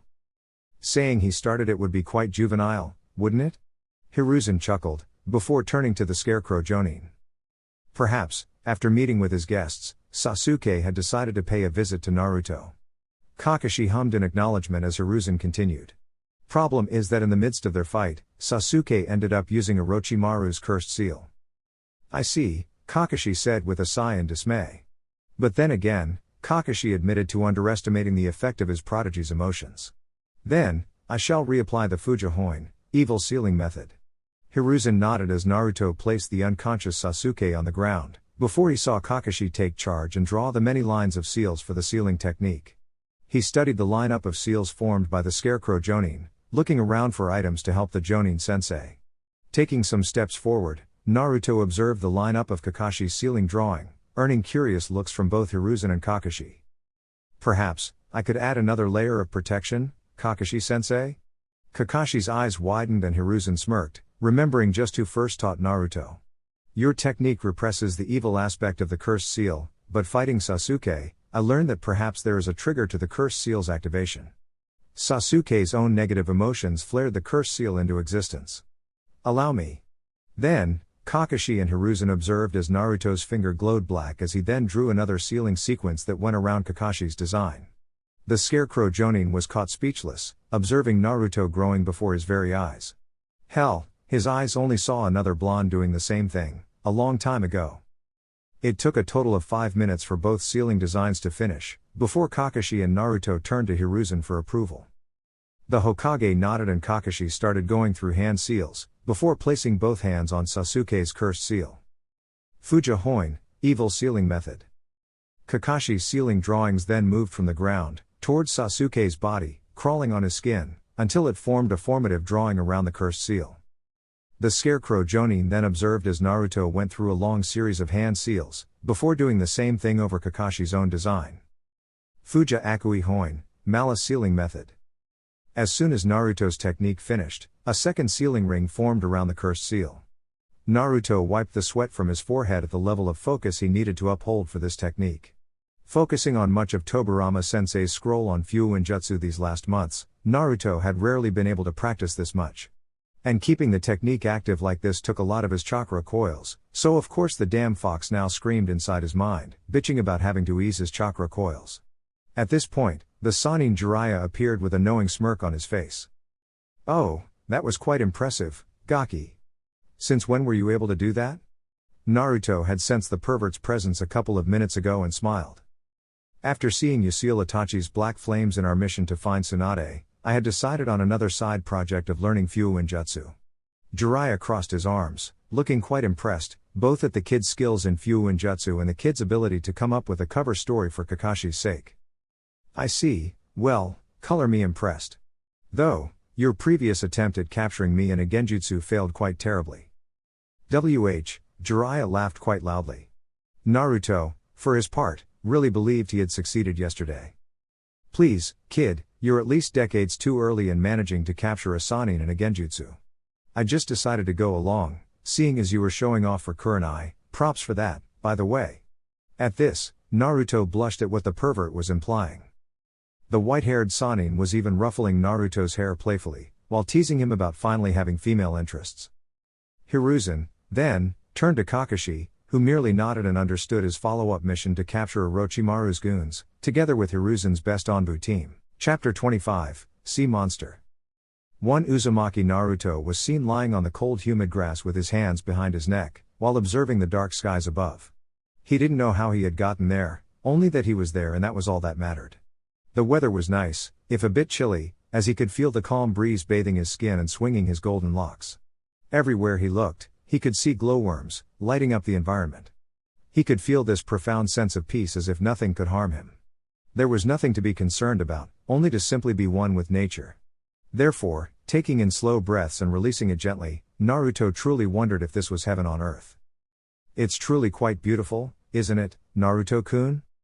Opening his eyes with a smile, he turned to see Kurenai lying down next to him, sideways, facing him. Her right palm was holding her luscious ebony locks, as Naruto's ocean cerulean eyes focused on the red scarlet goblets that looked back at him. It sure is, Kurenai-chan. The woman presented a dear smile at the name as her free hand reached out to his cheeks, before lovingly caressing his face and then his hair. He closed his eyes and simply basked in the feel of her soft touch caressing his face. I trust that you're enjoying this, then? Naruto simply hummed as he once more opened his eyes and caressed her face as well, before his hands got lost inside her luscious hair. The movement only served to shift something in the Jonin's visage as both Chonin and Jonin got closer together, before Naruto positioned his arms around her neck and Kurenai did the same. When their mouths got within close proximity with one another, their eyes had also met with one another and Naruto was simply marveled at her beautiful scarlet eyes, slightly blinking at him. Then, the both of them simply closed their eyes as their lips and tongues met, while in a passionate embrace. Naruto could hear Kurenai's soft moan as he held her strongly with his arms, pulling her body up close. It was quite an indescribable feeling as the make-out section continued, unperturbed. The Uzumaki Chonin would gladly do this for all eternity. However, the scene, though, stopped, when the alarm clock in his room erupted to life. It was at that precise moment that the now 16 to 17-year-old Chonin Uzumaki Naruto suddenly opened his eyes in surprise as he eyed his ceiling and the sunlight about to say hello for the day. A couple of blinks to adjust his eyes to the sudden clarity, as he could only mutter one single word, after knowing fully the contents of his dream. Wow! With Anko . At the Hokage's office, Hiruzen Sarutobi had called Anko in about how her assignment was going, regarding the member of the unit called Sound 4 that Kakashi and Yugao managed to capture. The Scarecrow Jonin and an elite team of Anbu reached the position the enemies were in, waiting for Sasuke and then engaged. One of the Anbu was killed, but Kakashi's team managed to kill two of them and capture the girl named Tuya. The only one who got away was the one who shot spider webs and hurled golden arrows from long range.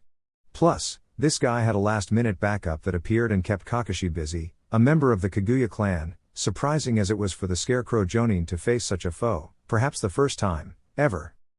The captured enemy called Tuya was then taken to Ibiki and Anko for questioning, about any sort of information about Orochimaru.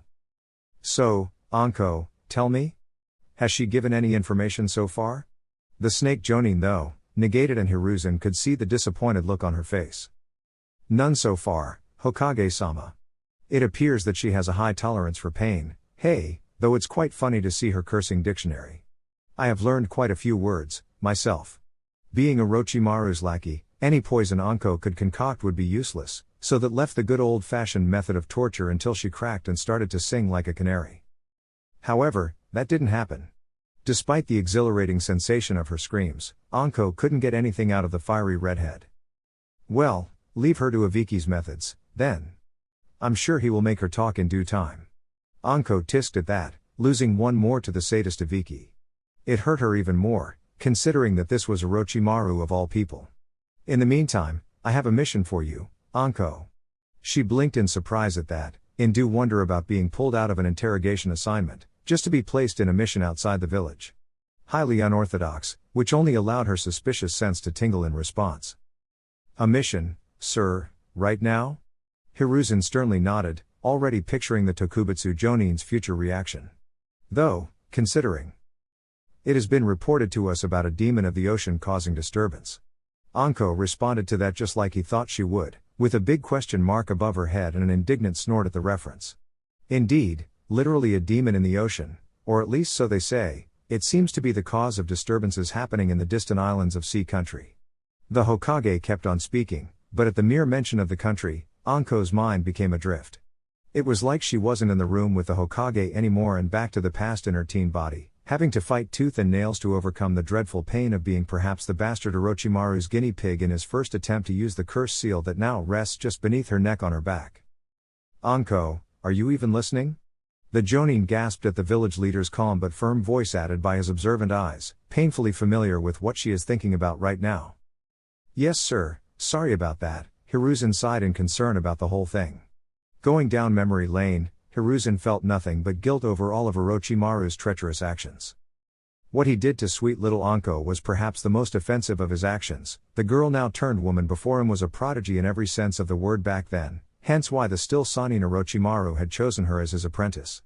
To see her now being one of Konoha's finest, despite the huge adversity she has to fight every day of her life after what happened, brought nothing but pride to the elder Hokage, but also great misery to understand that Anko would be much better off being assigned to someone else, back then. No need to be sorry, let us proceed. As you know, sea country is made of islands of different shapes and sizes scattered. Recently, in that area, their only means of transportation, ships, are being attacked and robbed of money and valuables. The victims of the ships are the ones who claim that the damage was done by the so-called demon of the ocean. Hiruzen allowed some time for the inevitable question to follow up, and considering Anko's status as a Jonin and a highly experienced one in the field, those questions would be vital for the mission parameters to be revealed. I see, so the whole scope of the assignment is to take care of this so-called demon of the ocean? Hiruzen snorted at that. Not quite, the land of sea does not have a hidden village of its own, so they are prepared for contingencies like these attacks, through military cooperation with water country, their neighboring country. This partnership happens to be funded by sea country paying water country a retainer every month, however the ship that takes the funds transfer also has been attacked by the demon of ocean. I trust that you understand the severity of the situation, then, Anko. The Jonin nodded in understanding. Indeed, sir, without the monthly payments, sea country will risk losing water country's protection to their shipments across the islands. So, it comes to the reason that they would want to protect the next shipment with the money. Hiruzen nodded and casually intermingled his hands' fingers. Quite right, hence the importance of this sea, possibly be ranked mission, which is not only to rid sea country of this demon of the ocean, but also to protect the next ship that carries the monthly payment to water country. Anko accepted the parameters of the assignment, but there was something of importance that she needed to ask, and Hiruzen was already waiting for the subject to come up. Sir, you called me for this assignment for a specific reason. Hiruzen narrowed his eyebrows and Anko did the same as she concluded her questioning. Is he somehow involved with this demon of the ocean? Hiruzen could not offer another response than what he did then, by taking a long breath of air and releasing it all in a sigh of dismay. So far, there's no intel in this mission linking him, Anko. The entire picture brought considerable pain literally after the Hokage finished talking, as Anko's curse seal flared in pain, making her curse and narrow her teeth in pain. Hiruzen could only focus on the now, unfortunately, but at this point, he wished he had some way of stopping that pain from happening. Naruto did ease Sasuke's situation with his extra layer of sealing protection, but Anko's trigger was different from Sasuke's. To help Anko, they would need to rid her of the curse seal entirely, and not even Jiraiya had managed to understand the full intricacies of Orochimaru's creation, yet. Mere attempts to tamper with the seal in the past has placed Anko's life in full jeopardy, and Hiruzen cancelled the tests, after knowing it. Now. I have a team lined up to work. Hiruzen was about to pick up his charter with the info separated by his secretary, when Anko protested, before a knock could be heard with the team of available Genin he had selected to assist her. With all due respect, Hokage-sama, but I want to choose the people I'm working with in this mission. Hiruzen hummed in thought at that and Anko amended. Considering just what I may face out there, or whom I may face out there, I believe I have the right, sir. Anko then waited for the village leader to give her his consent about her freedom to choose the members of her team. Though, something told Hiruzen that he already knew just who Anko would decide to pick for this mission. Alright Anko, I shall allow you to pick the members of your team. Please, give me the names, then. Anko merely smirked at the question and replied on just whom she wanted for the mission. With Naruto .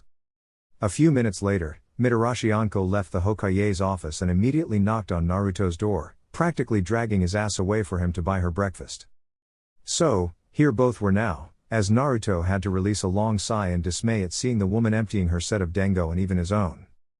Not to sound ungrateful for the invitation for breakfast here, but I kind of figured that I would at least get to have some, considering that I am paying for this.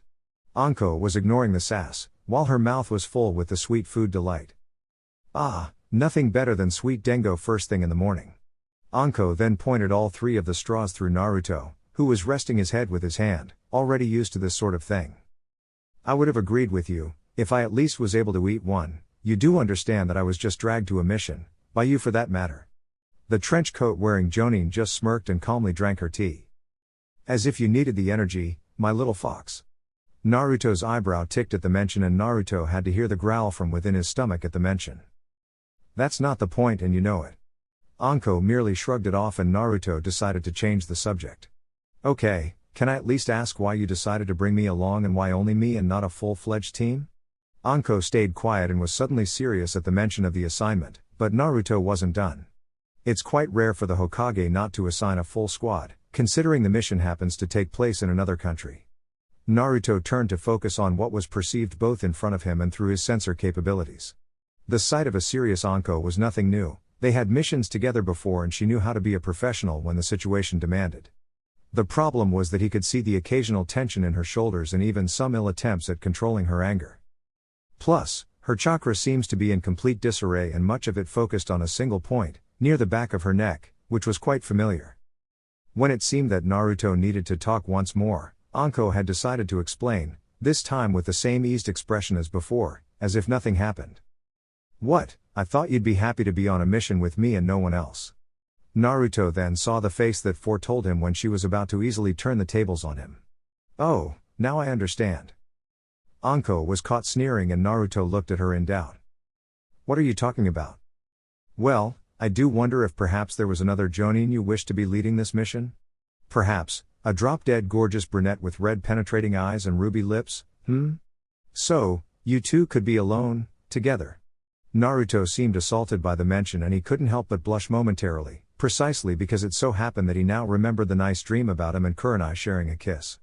Anko, for her part, had forgotten all about the mission mentioned and just held her stomach, laughing uncontrollably for a while, before placing a sly hand over her mouth and moderating her laughter. Oh, you do, don't you? My, Naruto-kun, I didn't realize you had a thing for older women? Do I need to be careful? Or could it be just a thing for Kurenai-chan? Hey, it's not that. Now, it would be the time for a perfect comeback, but he couldn't find the words that would sound convincing. Naruto had spent a fair amount of time hanging out with Kurenai and once more the dream came to mind.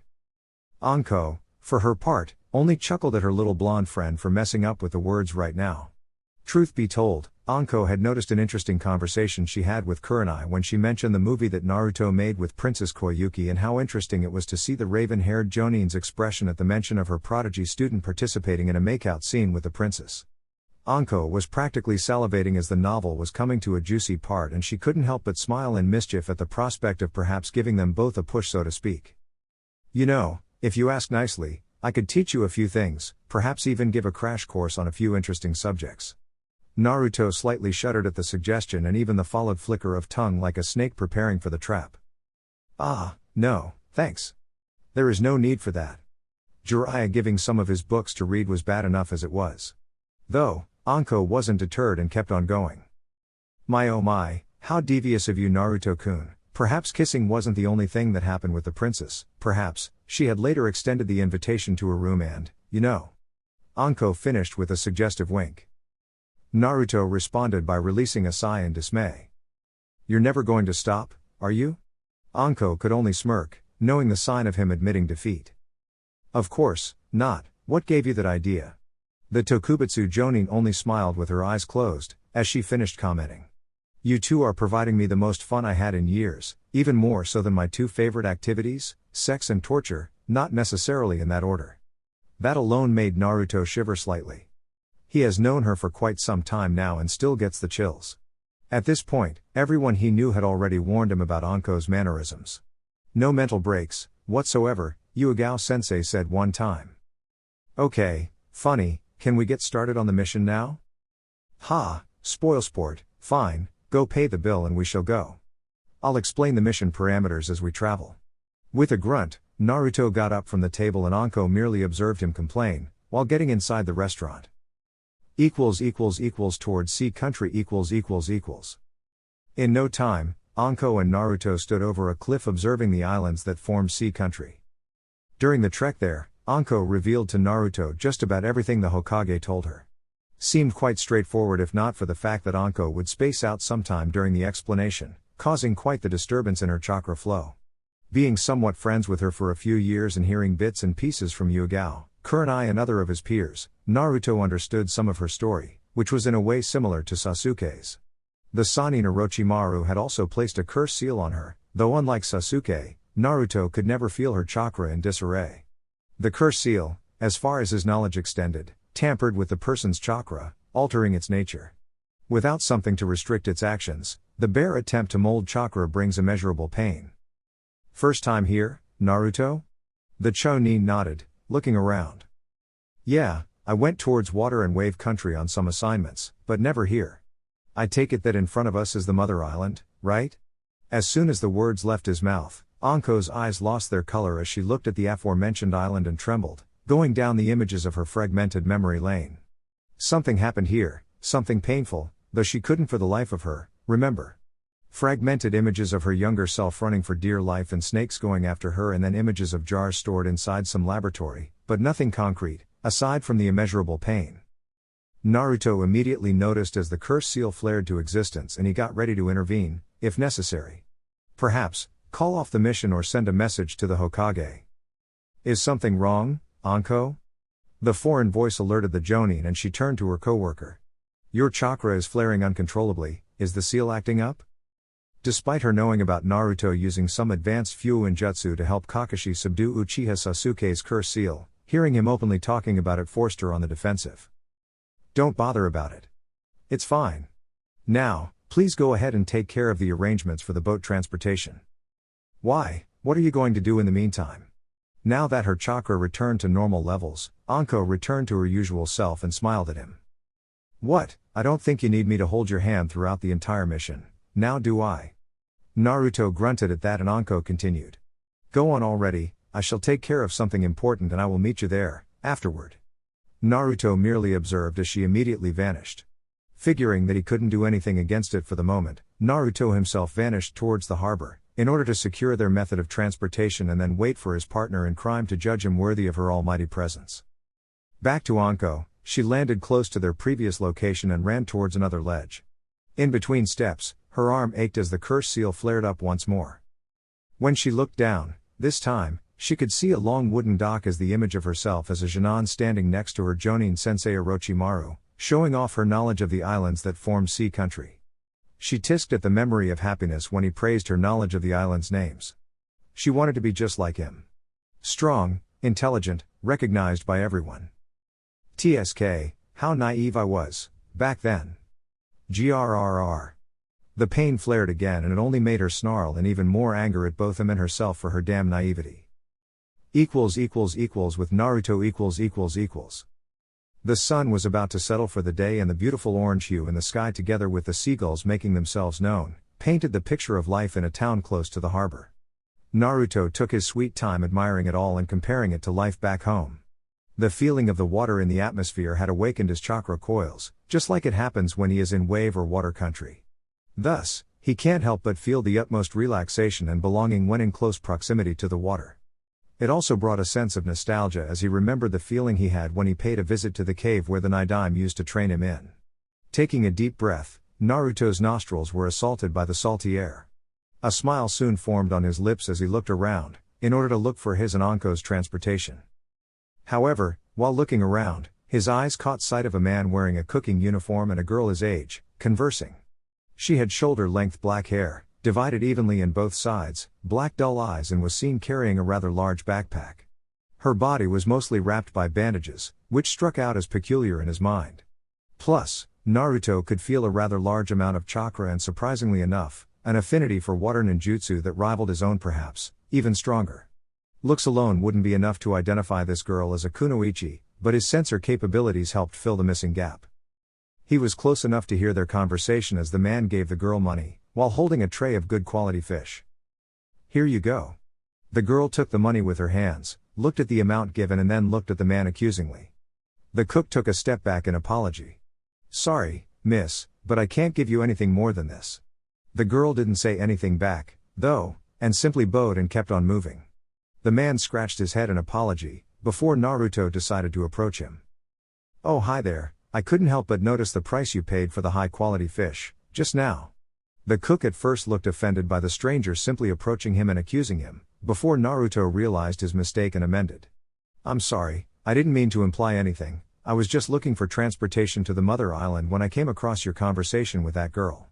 He looked at the black-haired girl's back, and the man looked also, before sighing in dismay, knowingly. "It's not that I am price-cutting, but because of this demon of the ocean uproar, customers are completely staying away from these parts. What I paid her is the market price, nowadays." Remembering about his assignment, Naruto figured it was time for some information gathering. "I heard about this demon of the ocean, but I figured it was just a rumor." The man hummed, looking offended once more, but since this guy appeared to be an outsider. "It's not a rumor, I can tell you. This port once thrived with various boats coming in and out with various different goods for trade. Once the attack started, people had simply taken their business elsewhere. You say you're searching for transportation to the Mother Island. Well, good luck finding someone willing to take you there, right now." Naruto wondered about that, though he figured that it wouldn't hurt talking to the boat owners later on.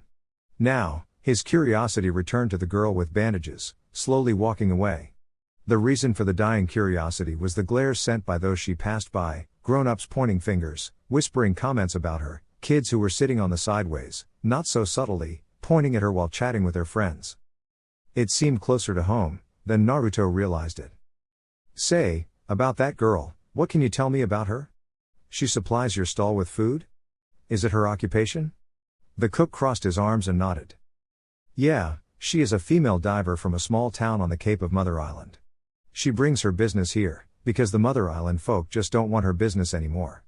An incident happened some time ago, about people from the Mother Island being spirited away. Rumors said that that girl was the only one who suddenly returned one day." Naruto kept on looking at her back, as he remembered a similar story, the story of a lonely kid standing in front of a group of adults, openly dismissing his very existence, or looking at him and seeing another entity entirely, one resembling a fox with 9 swirling red tails.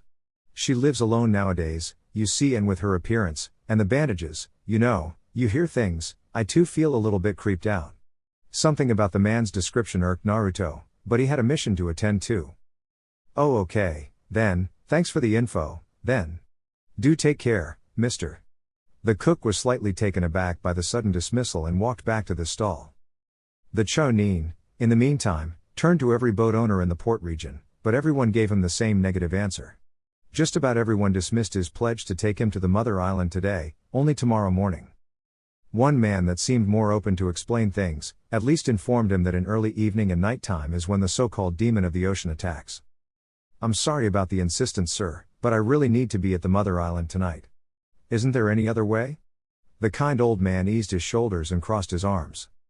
"Well, I seriously wouldn't advise it, but while I can't take you there, it doesn't mean I can't land you a little boat I have, though you would have to row it yourself." "That's fine by me, thank you for the help." The kind old man had given him the direction to where the small boat was anchored, and Naruto soon got to the location of the boat, just as Anko morphed behind him. "Took you long enough, I was about to go without you." If the Jonin seriously wanted to catch him by surprise, she had another thing coming, and by now, she knew that when it comes to Naruto, catching him by surprise was almost impossible. "Oh, don't be like that, Grumpy, you are way too young to behave like an old man." Naruto snorted, while Anko immediately jumped at the boat. "Congrats about securing transportation, Naruto. Now, let's head out quickly before the night begins, from what I heard around these parts." "Yeah, it's when the demon of the ocean attacks." "I know that, too," Anko chuckled at the complaint, as she took a comfortable seat and let him do all the work. "You could have accepted the Hokage's offer for a team, you know, at least I wouldn't be doing all the heavy lifting while you sit there, all comfy."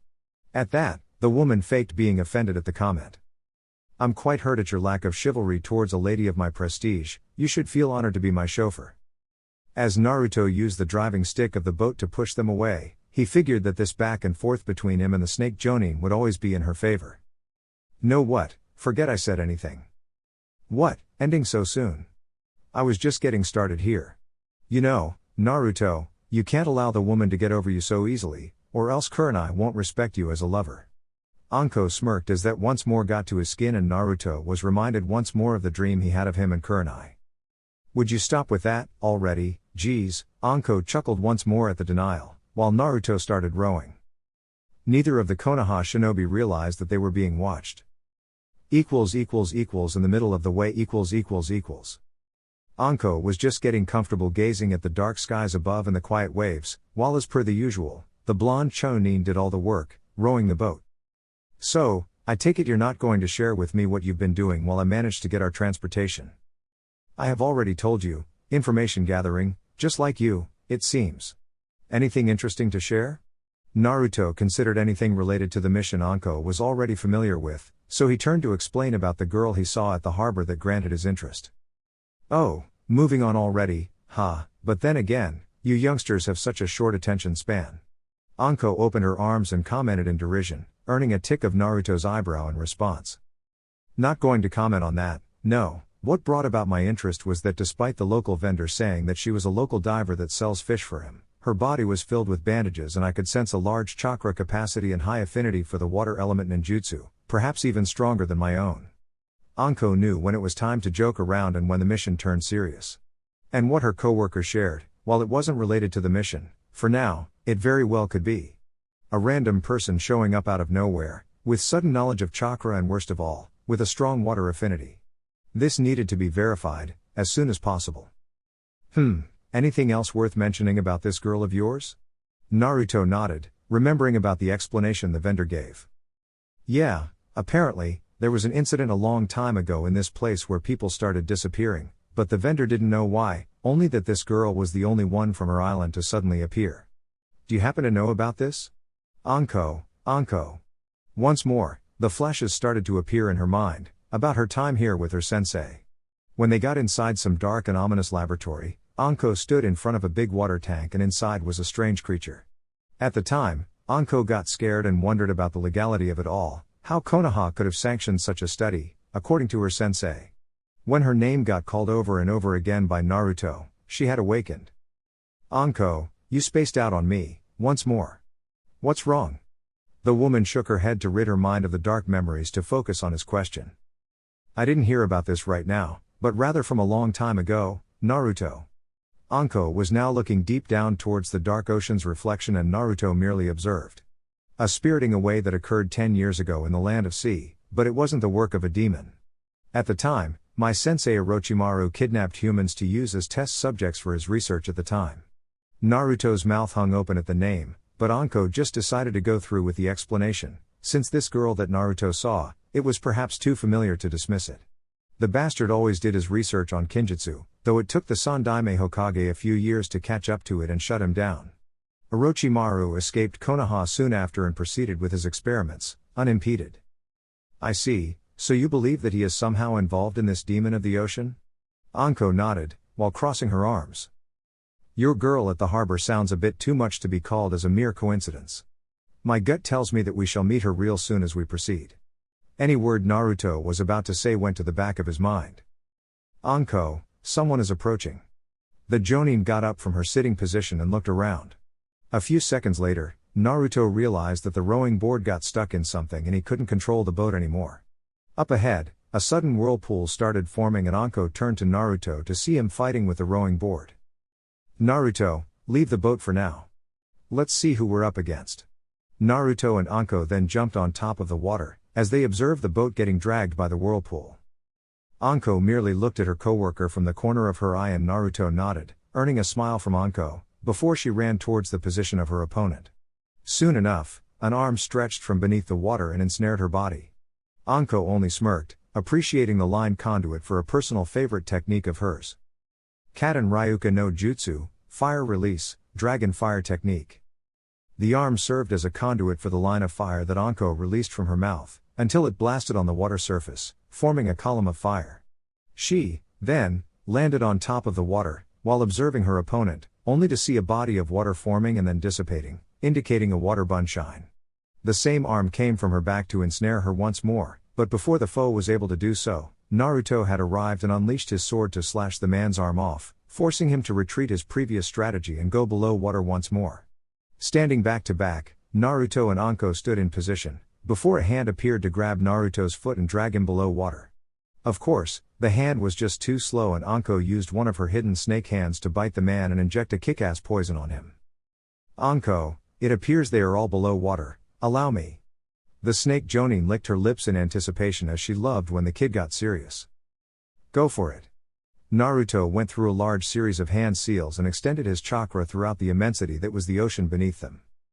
Suten Suishu Ha, Water Release, Water Shockwave.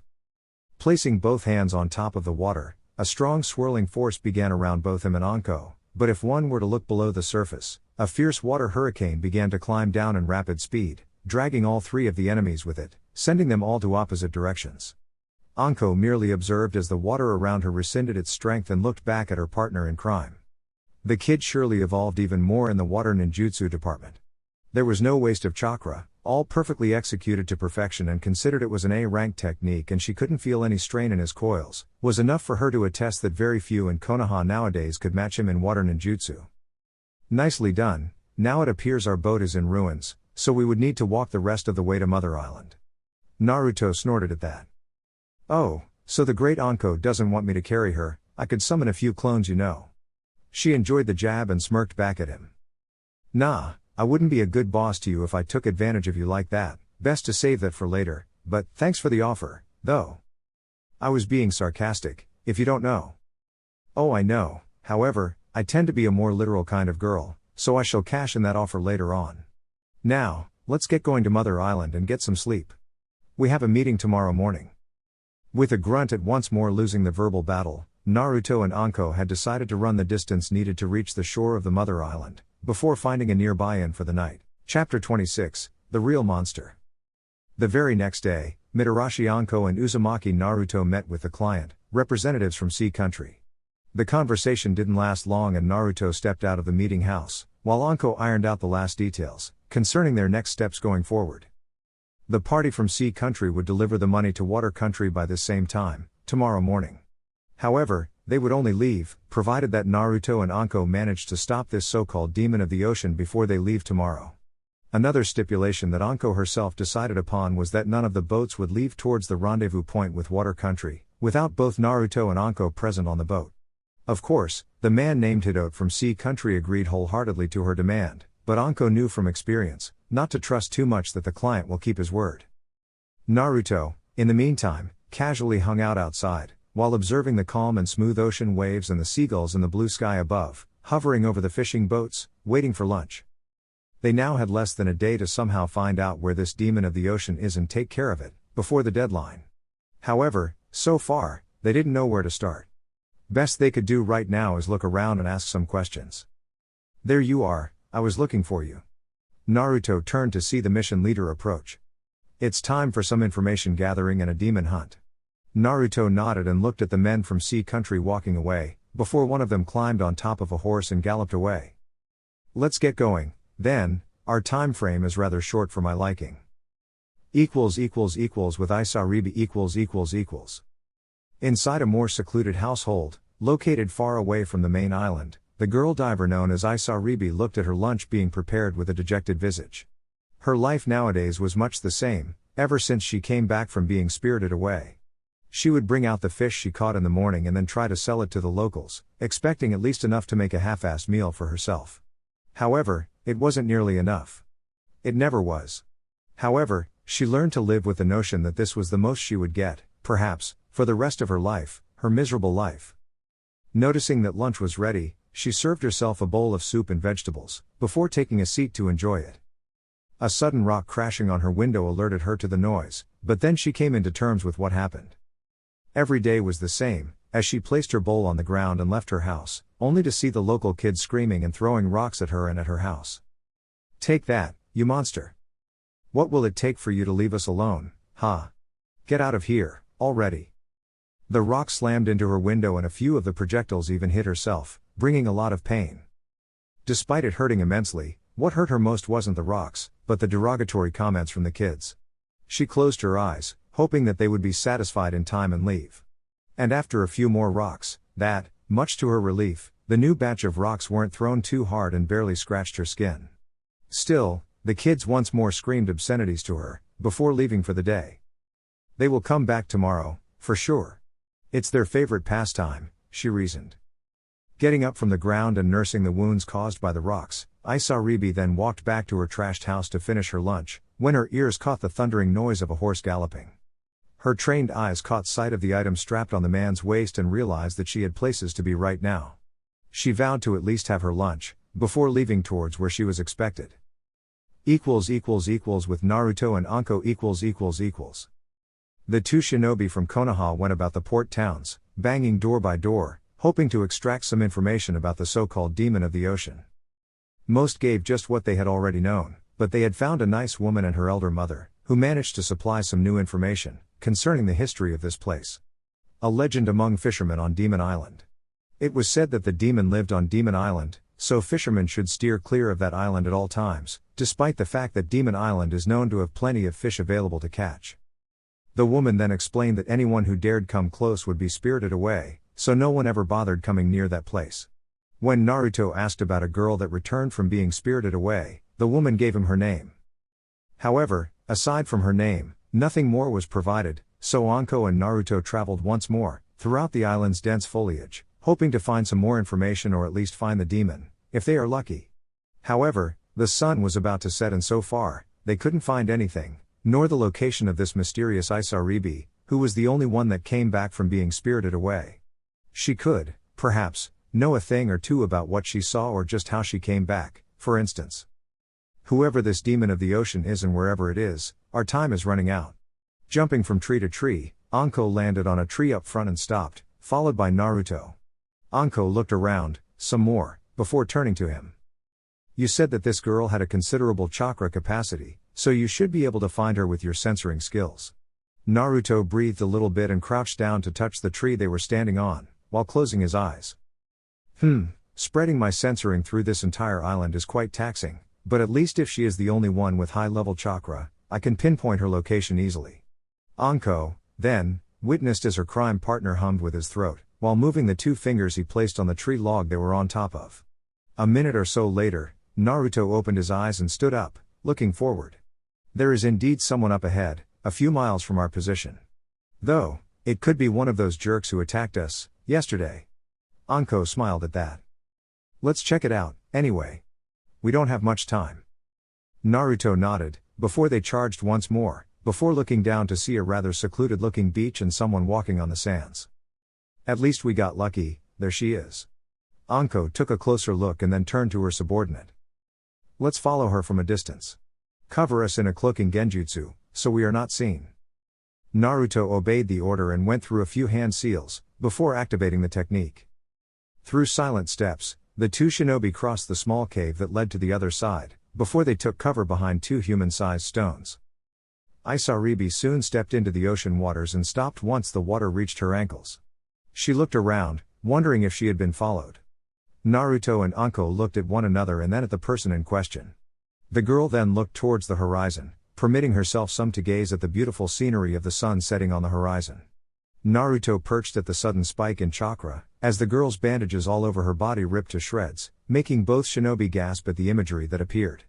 Whereas once appeared a timid and petite girl, now stood a sea creature with green scales and fins. It rather made sense to Naruto and Anko. However, Anko soon got another of her flashback memories, of herself as a teenager seeing the creature similar to this one inside a water tank with her sensei Orochimaru behind her and another man next to him. The pain on her shoulder surged once more and Naruto looked on in alarm at her, while the girl Isaribi left underwater to go somewhere else.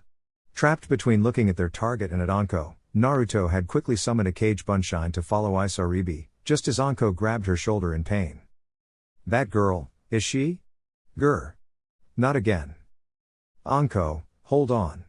Before Naruto could finish his sentence, however, the snake Jonin had passed out from the pain. Damn it, not again. His eyes caught sight of the all-too-familiar cursed mark on her shoulder, glowing red and pulsing malevolent chakra throughout her system, just like it did with Sasuke. Naruto thought about doing the same thing he did to Sasuke, but he didn't want to risk screwing things up. With Sasuke, he was being watched by Kakashi-sensei and the Hokage, not to mention the hidden Jiraiya. They were on a mission right now and he was alone at the moment. The only thing he could do was to take care of his fellow Kunoichi and hope that she doesn't take too long to wake up. Meanwhile, his clone would follow Isaribi and see where she's going. At night. Naruto, at this point, had already changed the wet cloth on Anko's forehand many times by now. Despite not knowing much about first aid treatment, his censoring skills allowed him to understand more or less of what was going on with her. At first, the cursed seal's malevolent energy was attempting to corrupt her own chakra source, which was probably the cause of her pain. Then, the dangerous chakra rescinded and her forehead stopped burning. Now, despite being unconscious, at least, her chakra seemed in a constant and normal flow, indicating that she could wake up any moment now. In the meantime, going through the mission at hand, Naruto wondered what was going on with Isaribi. Since nothing happened with his clone, he presumed that it was still following her. Still, Anko needed to wake up soon or else they would miss the deadline provided by the client. Ah, Naruto. He looked back to see Anko awakening and removing the cloth from her forehead. Are you okay? Is the cursed seal active? Anko shivered at the mention, before looking at her mark and picturing the image of the girl inside the water tank and her sensei Orochimaru behind her once more. Naruto, for his part, sensed that he may have crossed some sort of line and apologized. Sorry, it's just that I saw the same mark on Sasuke's neck and saw what it did to him, before Kakashi-sensei and I sealed it, somewhat. You don't need to worry about it, Anko said, trying to at least ease the tension about the subject. We need to find that girl. Naruto caught on to the dismissal, but didn't press on, focusing on the mission instead. Right, okay, before you passed out, I sent a clone to follow her. So far, he's still due to dispel himself to give me her location. Anko smirked at that, giving a silent thumbs up for the future fellow Jonin by her side. No need to wait for your clone. Like the legend says, the demon lives in the deserted island, Demon Island. There is where we shall find her and possibly the man behind this mess. Naruto saw Anko's hand squeezed shut and trembling, before she took some breathing to calm herself or else the cursed seal would pulse once more. Naruto. The blonde paid quick attention as Anko looked down, before speaking her mind. Before going forward, it's important for you to know that we could run into Orochimaru soon. That was alarming news, indeed. I see, that's not good. Anko admitted to Naruto being more mature and experienced than his actual age, but anyone would behave just like he did at the moment at the possibility of encountering an S-ranked missing nin in this mission. Indeed, we won't have time to call in backup, so let's proceed. Quickly finding a small boat for the travel, which Naruto was responsible for its control of course, the two soon reached Demon Island and jumped on top of the rocks to reach the top of the island, where they found a cave entrance. As soon as they found the cave entrance, a tick surged inside Naruto's brain at the information he acquired from his clone, regarding the base location. Anko then turned to Naruto, who signaled her about the presence of chakra inside the cave. The two, then, vanished towards the cave and found the hidden base.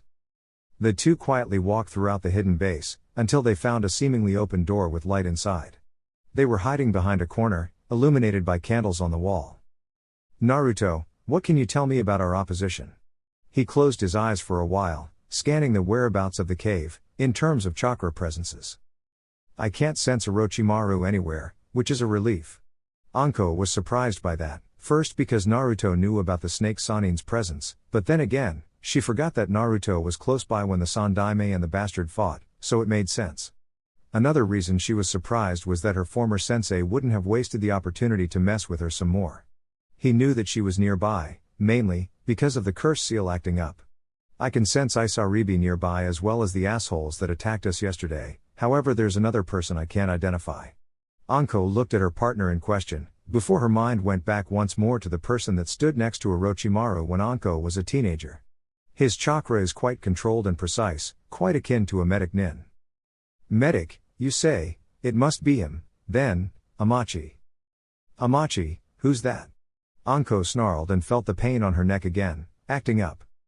If Orochimaru isn't here, then why am I still having these pains? He was the lead scientist in this place, employed by Orochimaru. He was the man behind the kidnappings and experimentation on the locals. Naruto snarled at the description, experimenting on the locals, basically ruining everyone's lives like that, without a second thought. From what I can barely recall, Amachi was never much of a fighter, but don't underestimate what he can do, Naruto. The person in question nodded, before they started walking towards the barely open door. Naruto had quickly opened it, since he couldn't sense any presence nearby. As soon as he did so, both were face to face with multiple water silos, containing all sorts of sea creatures' parts in it. Some were full-bodied, others had only their upper bodies. So, this is where the locals were taken to experiment on, huh? Disgusting. Anko couldn't agree more, before both turned to see a door opening on the other side of the room, before the two goons appeared with smug looks on their faces. Well, it seems you finally found this place, huh? Too bad, you won't get to leave here. The one with the glasses said so, while holding what appeared to be a rope of some sort, linked to the ceiling. As soon as he pushed the rope, however, a new doorway opened up, revealing three gigantic lion-like creatures, snarling at the two Konoha nins. Anko and Naruto then stood back to back, Anko facing the creatures, while Naruto faced the two shinobi that attacked them the day before. It doesn't seem like the odds are in your favor, Konoha. This time, the one with clear glasses spoke. Anko, what's the plan here? Naruto had his sword in hand, while Anko wielded two kunai, one in each hand. Her smirk was predatorial and that pretty much gave him the answer. There's no plan needed, my dear friend. I shall handle these kittens, while you handle those smug imbeciles. Naruto snorted, before he saw Anko vanish to face the lion creatures. At pretty much the same time, both shinobi advanced on Naruto, hoping to catch him off guard. If memory serves him well, then these two were the ones from the Chunin exams. Aside from knowledge in Suten ninjutsu and somewhat proficiency in genjutsu, Naruto figured that these two were average at best. His eyes caught sight of the black glasses man's hand glowing in chakra and he remembered that this guy had the ability to absorb chakra at a touch.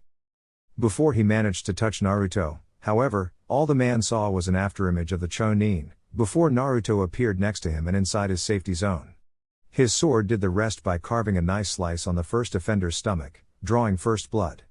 The other one extended his arms as if they were made of rubber, in order to entrap Naruto, but Naruto dodged and molded some chakra on his legs and limbs, before moving after the one with the extending arms at fast speeds. All the man saw was Naruto's afterimage, moving from side to side, before the real Naruto surged right next to the enemy, with his fists enveloped in wind chakra. Fuuten, Senpuken, wind release, whirlwind fist. This particular foe could bend his entire body like rubber, but the punch carried enough wind chakra that it shredded his body and sent him flying towards the nearby wall. The man with black glasses tried catching Naruto from behind, hoping to suck his chakra off and heal the wound, but Naruto moved in advance, creating some distance and hurling a rain of projectiles on him, which was dodged completely. The man then slammed his hands on the ground, emitting a strong chakra pulse that stopped Naruto on his tracks, not enabling movement from the blonde Chunin. Naruto snarled at his body feeling quite heavy, while his eyes followed the enemy's movements. With a single ram seal, Naruto gathered enough water chakra inside his body and ejected all at once, forcing his body away from the chakra shield, surprising the enemy who was about to catch him from behind. In mid-air, Naruto, then, went through hand seals for a new technique he learned at the beginning of his training with the Nidaime. Suten, Suadana, water release, water severing wave technique. From his mouth, Naruto spewed a strong and thin jet of water, capable of cleanly slicing the man's arms off, from a medium distance. The enemy screamed in pain and took his attention away from Naruto, which cost him dearly when Naruto's sword pierced the man's chest and it got out from the back. Quickly removing the sword and confirming the kill, Naruto, then, witnessed as Anko used her fire ninjutsu on the creatures, followed by a long rain of kunai and shuriken, turning them into crispy pincushions. He, then, saw her viciously lick the cutting side of the kunai that dripped off the lion's blood and shivered a little bit. Leave it to Anko to behave like that. Naruto didn't waste much time and landed the kill on the other unconscious guy, before sealing their bodies inside a scroll. When he next looked at Anko's fight, the test tubes were all but destroyed and the lion creatures laid dead on the ground, while the woman perpetrator walked closely to him. Nicely done, now let's go. The two, then, followed the door that the goons opened up and ran through the corridor that would possibly lead them to either Amachi or Isaribi. Anko, though, stopped soon as the cursed seal flared active once more and Naruto tried helping her stand. Don't worry about this now, Naruto. Some hesitation was evident on his face at her continuing this, but nodded. At the hidden base's main room . When both opened the door to the main room, Anko was the first one to get inside and saw the shadow of a man sitting on a chair and another shadow, standing next to him. The image alone brought too many resemblances to Orochimaru, but Naruto assured her that he wasn't there anymore, which means that this person must be Amachi, instead. He, then, stood up from his chair and walked, before his imagery became known. A middle-aged man with gray hair tied in a ponytail and wearing scientist clothing. Welcome, or should I say, haven't seen you in a while, little Anko, and it seems you brought a friend with you, how quaint. Anko snarled at the man's presence and grotesque-looking eyes of his. Amachi. The man in question smirked. I can't believe you came back after what happened here. Anko narrowed her eyebrows, wondering what he was talking about. Oh, you don't seem to remember, what a pity. Amachi then saw as the cursed seal on her neck flared up, harder this time. Oh, it seems the cursed seal responds even though the operator isn't around, interesting. Stuff like that happens, isn't it? Anko this time held her neck tight, hoping to stop the pain from spreading through the rest of her body. Well, it's not like he wasn't here, but it's been some time since he last stopped by, though, he did dismiss my findings, the bastard. Naruto, meanwhile, observed the interaction and decided that enough was enough. This guy was clearly the villain in this mission, so he moved to strike him, before he could do anything. However, as soon as he moved to strike, Isaribi made herself known in front of him and stopped his movement. Move away, I have no trouble with you. The girl, though, didn't move an inch from her position, which earned the snicker from Amachi behind him. Nicely done, Isaribi, pay attention, Konoha, for this girl is my masterpiece. This is what I dedicated my entire life to. Naruto kept on looking at the girl's eyes, while the medic behind her vomited everything. She has the physical ability to adapt to water. She combines the ability to breathe underwater and the muscle strength to move freely and quickly. It's been a dream of mine for many years to form a ninja corps for underwater combat. This before you is the first step. With this strength by my reach, there is simply nothing to stop me from conquering this world. Naruto, however, didn't pay the man any more attention than he deserved at this point and focused on Isaribi instead, or rather the lifeless eyes that he became so familiar to, when looking at the mirror once. Please step aside. Isaribi, though, stood her ground. I won't. Naruto tisked at this stubborn girl. Why do you still protect him? He just said what he had done to you. Her resolve was absolute, however. He did, but it can't be helped. This time, her eyes left Naruto's and looked down as her tone became frantic. This is the only person who can return my body back to normal. Naruto looked surprised at that, while Amachi smirked in triumph. He promised me, look. Isaribi quickly removed the bandages, revealing the huge scar on her face, because of the experimentation on her part. People are judged solely based on their appearance, people don't dare come near me just from being covered in bandages, a monster with these scales would be out of the question. I want to return to my former body. I want to be human once more.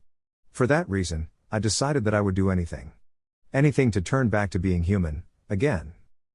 I don't see a monster before me. His answer was almost by reflex that surprised Isaribi.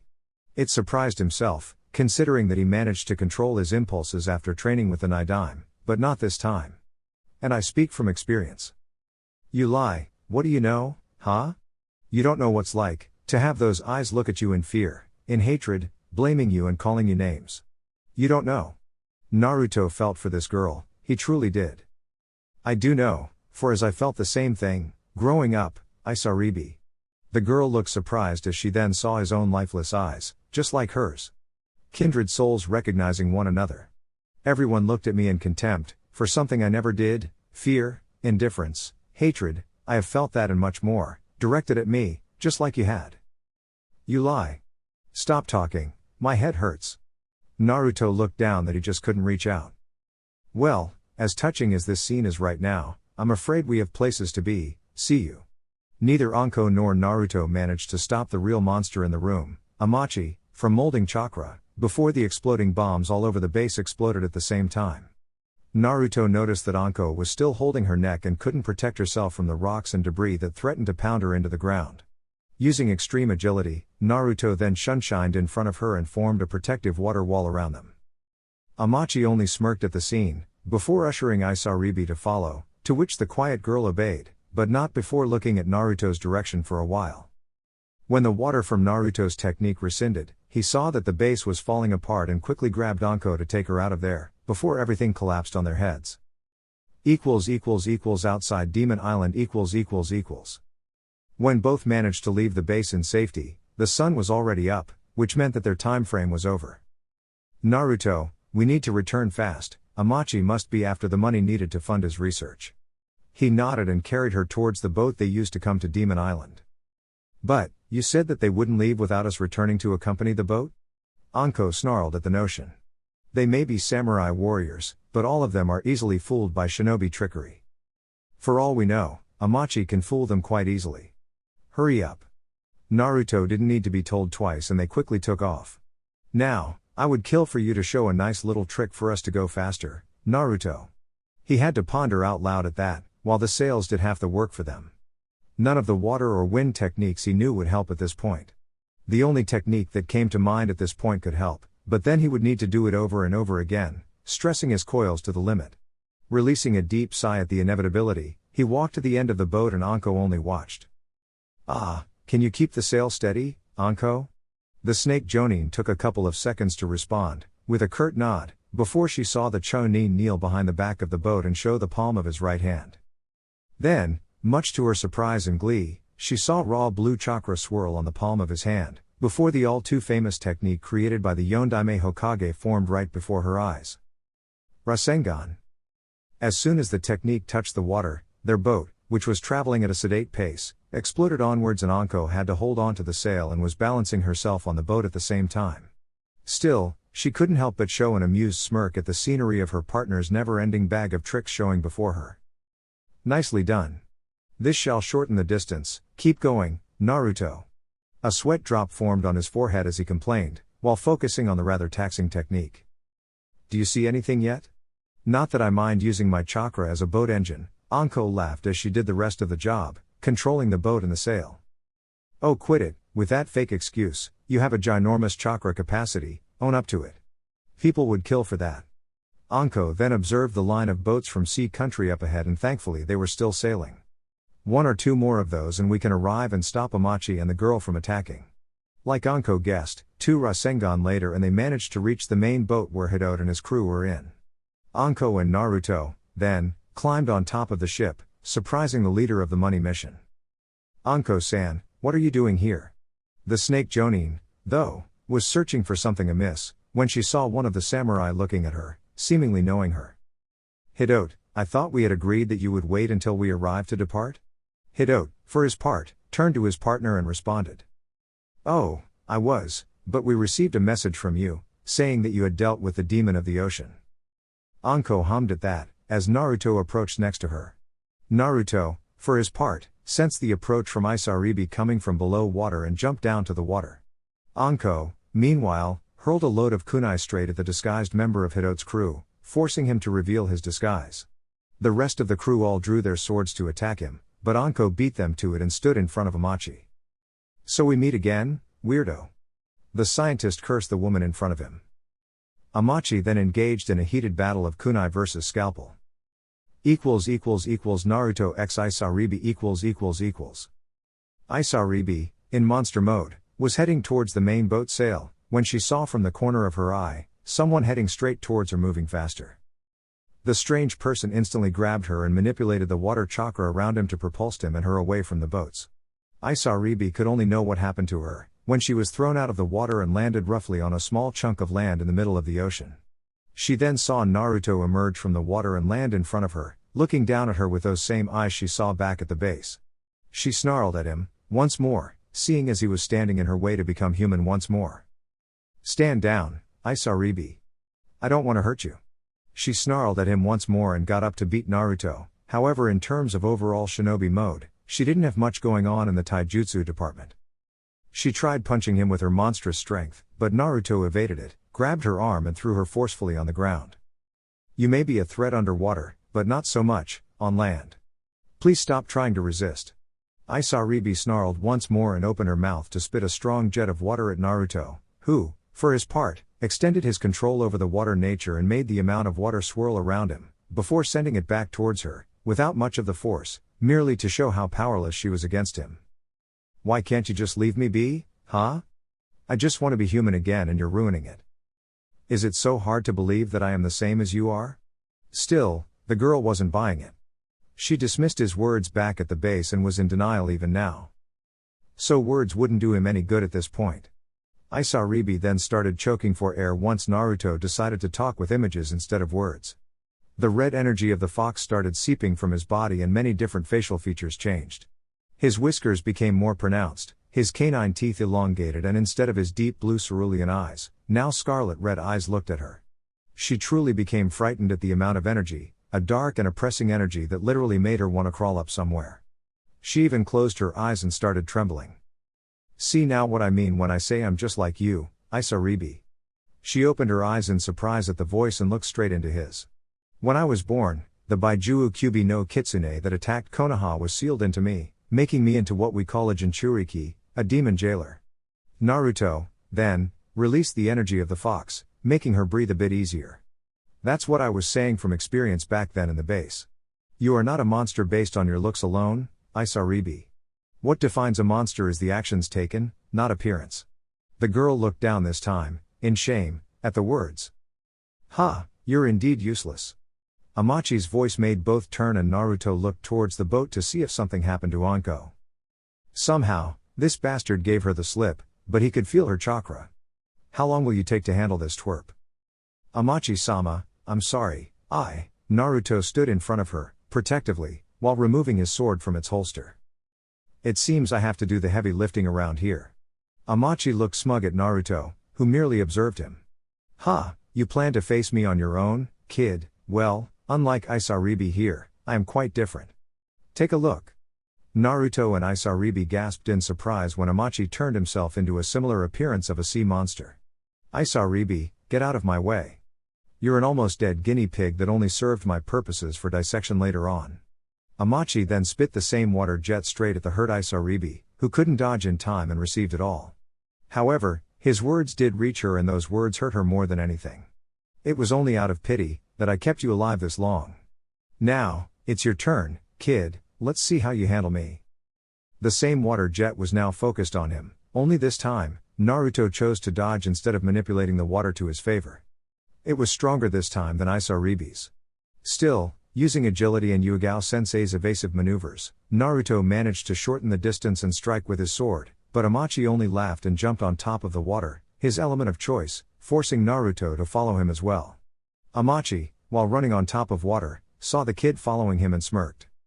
"So, you're either too brave or too stupid." Amachi then used another of his water techniques to strike Naruto from a distance, but Naruto evaded by skidding on top of the water. "I happen to enjoy fighting on this terrain, Amachi, so let's go." Naruto went through hand seals and Amachi prepared himself. Suten, Suiryu Udan no Jutsu, Water Release, Water Dragon Technique. Amachi saw the giant water dragon forming and released a powerful water jet straight at the dragon, meeting it straight on. Though the attack more or less annulled each other, Naruto appeared by Amachi's side and slammed his sword on Amachi's stomach. The sword met with resistance, though it managed to draw a little bit of blood. Amachi opened his mouth once more and spit a rain of water bubbles at him. Each one of those exploded on the water upon contact and Naruto used his agility to evade them. Still, This guy was strong and his body was altered to block sword strikes. So, what are you going to do next, kid? Naruto then released a rain of shuriken, before joining hands in a prey-like fashion. Fuuten, Reposo, Wind Release, Gale Palm. The shuriken hurled at Amachi with even more force and Amachi had to use his arms to block it. Still, his body was more durable, but it didn't mean that he could receive damage like this. Naruto took the opportunity and skidded on top of the water while surging wind chakra through his sword for one more attempt. This time, he managed to draw even more blood. Keeping the attack constant, Amachi was feeling a lot of pain from the wind sword strikes. In one of those moves, though, he managed to stop Naruto's assault and landed a strong punch on his jawline. Naruto skidded back and removed the blood from his mouth at the strike. That really hurt like hell. Still, Naruto pushed forward, however before he could do something about it, both him and Amachi were surprised by Anko's sudden move behind him. "Don't forget about me, asshole!" Anko screamed, while moving through hand seals. Kaden, Dienden, Fire Release, Grand Fireball Technique. Amachi saw the huge ball of fire coming his way and smirked in condensation. Ha, how stupid, using a fire technique right in the middle of the ocean. Amachi was about to open his mouth and spit a powerful jet of water, when Naruto decided to aid his partner, going through hand seals of his own. Fuuten, Daitapa, Wind Release, Great Breakthrough. Naruto's wind technique further enhanced Anko's, engulfing Amachi completely in a huge inferno on top of the water. The man's transformation protected him from being killed, but without chakra, he was rendered useless and easily captured by Anko's snake rope. Naruto then approached the Jonin, before both signaled for Hito to continue on his journey and complete his assignment. Anko carried the unconscious Amachi towards their boat, while Naruto went to the downed Isaribi. She was perfectly fine physically speaking, however after what Amachi said to her being a mere guinea pig, she truly didn't know what to do with her life anymore. She would be like this forever in the end. No one would help her, she was truly alone in this world. "Are you okay?" Isaribi looked up in surprise to see the Konoha blonde shinobi extending out a hand for her. "It occurred to me that I know your name, but I didn't give you mine. Uzumaki Naruto, pleased to meet you." She could see him smiling at her, but this same person just plummeted her to the ground and was that much stronger than her, not to mention that he now would probably imprison her for her actions. "You don't need to be nice to me, I know my fate." Naruto lifted his eyebrows in wonder. "I don't know what you're talking about. You're going to lock me up just like Amachi, aren't you? For me to pay for my sins, in attacking the fisherman." Naruto, though, negated it and it surprised her. "It's clear to us that you were being used, Isaribi. Amachi is the real monster here, not you. You're free to go about your life from here on out, if you wish." Isaribi looked conflicted at that, even though half of her mind was at ease, about not being locked up. "It comes to mind, now, that perhaps I could introduce you to someone who could help you with your situation." She looked at him in surprise and Naruto elaborated. "In Konoha, we have the elemental nation's top medic. She may be quite cranky and not all that open to helping others, but there is no one else better qualified to help you." Her mouth opened, but truly no words managed to come out, except a grand and sudden surprise turn of events. Naruto, though, only showed a disarming smile. "So, what say you? Want to come back and meet her? Konoha isn't near the sea, but there are some nice lakes and waterfalls there for you to explore, if you want." Isaribi smiled at the offer and nodded. "Thank you, Naruto, I think I'll accept." The two then reached to where Anko was safely placing a seal on Amachi that kept him from molding chakra, so as to safely bring him back to Konoha. "Naruto, please do me a favor, will ya?" With a bare nod, Anko continued. "I have to make a quick stop in another island around here, so please arrange us our transportation back to Konoha and keep a lookout for Amachi's body." It dawned on him that the cursed seal stopped pulsing inside of her and her shoulders appeared more eased now that this mess was over. Still, he knew best not to intrude on personal matters that she clearly wanted to resolve by herself. "Okay, we'll be here, waiting for you." Isaribi here agreed to go meet Tsunade-sama and see if she can heal her. Anko nodded with a smile, before climbing on top of a small boat and sailing towards the place where the Anbu found her, after she was discarded by Orochimaru. The island she sailed to was called Jiro Island. It seemed abandoned just like some of the others. She walked towards an abandoned village and then into a house that had an open lock.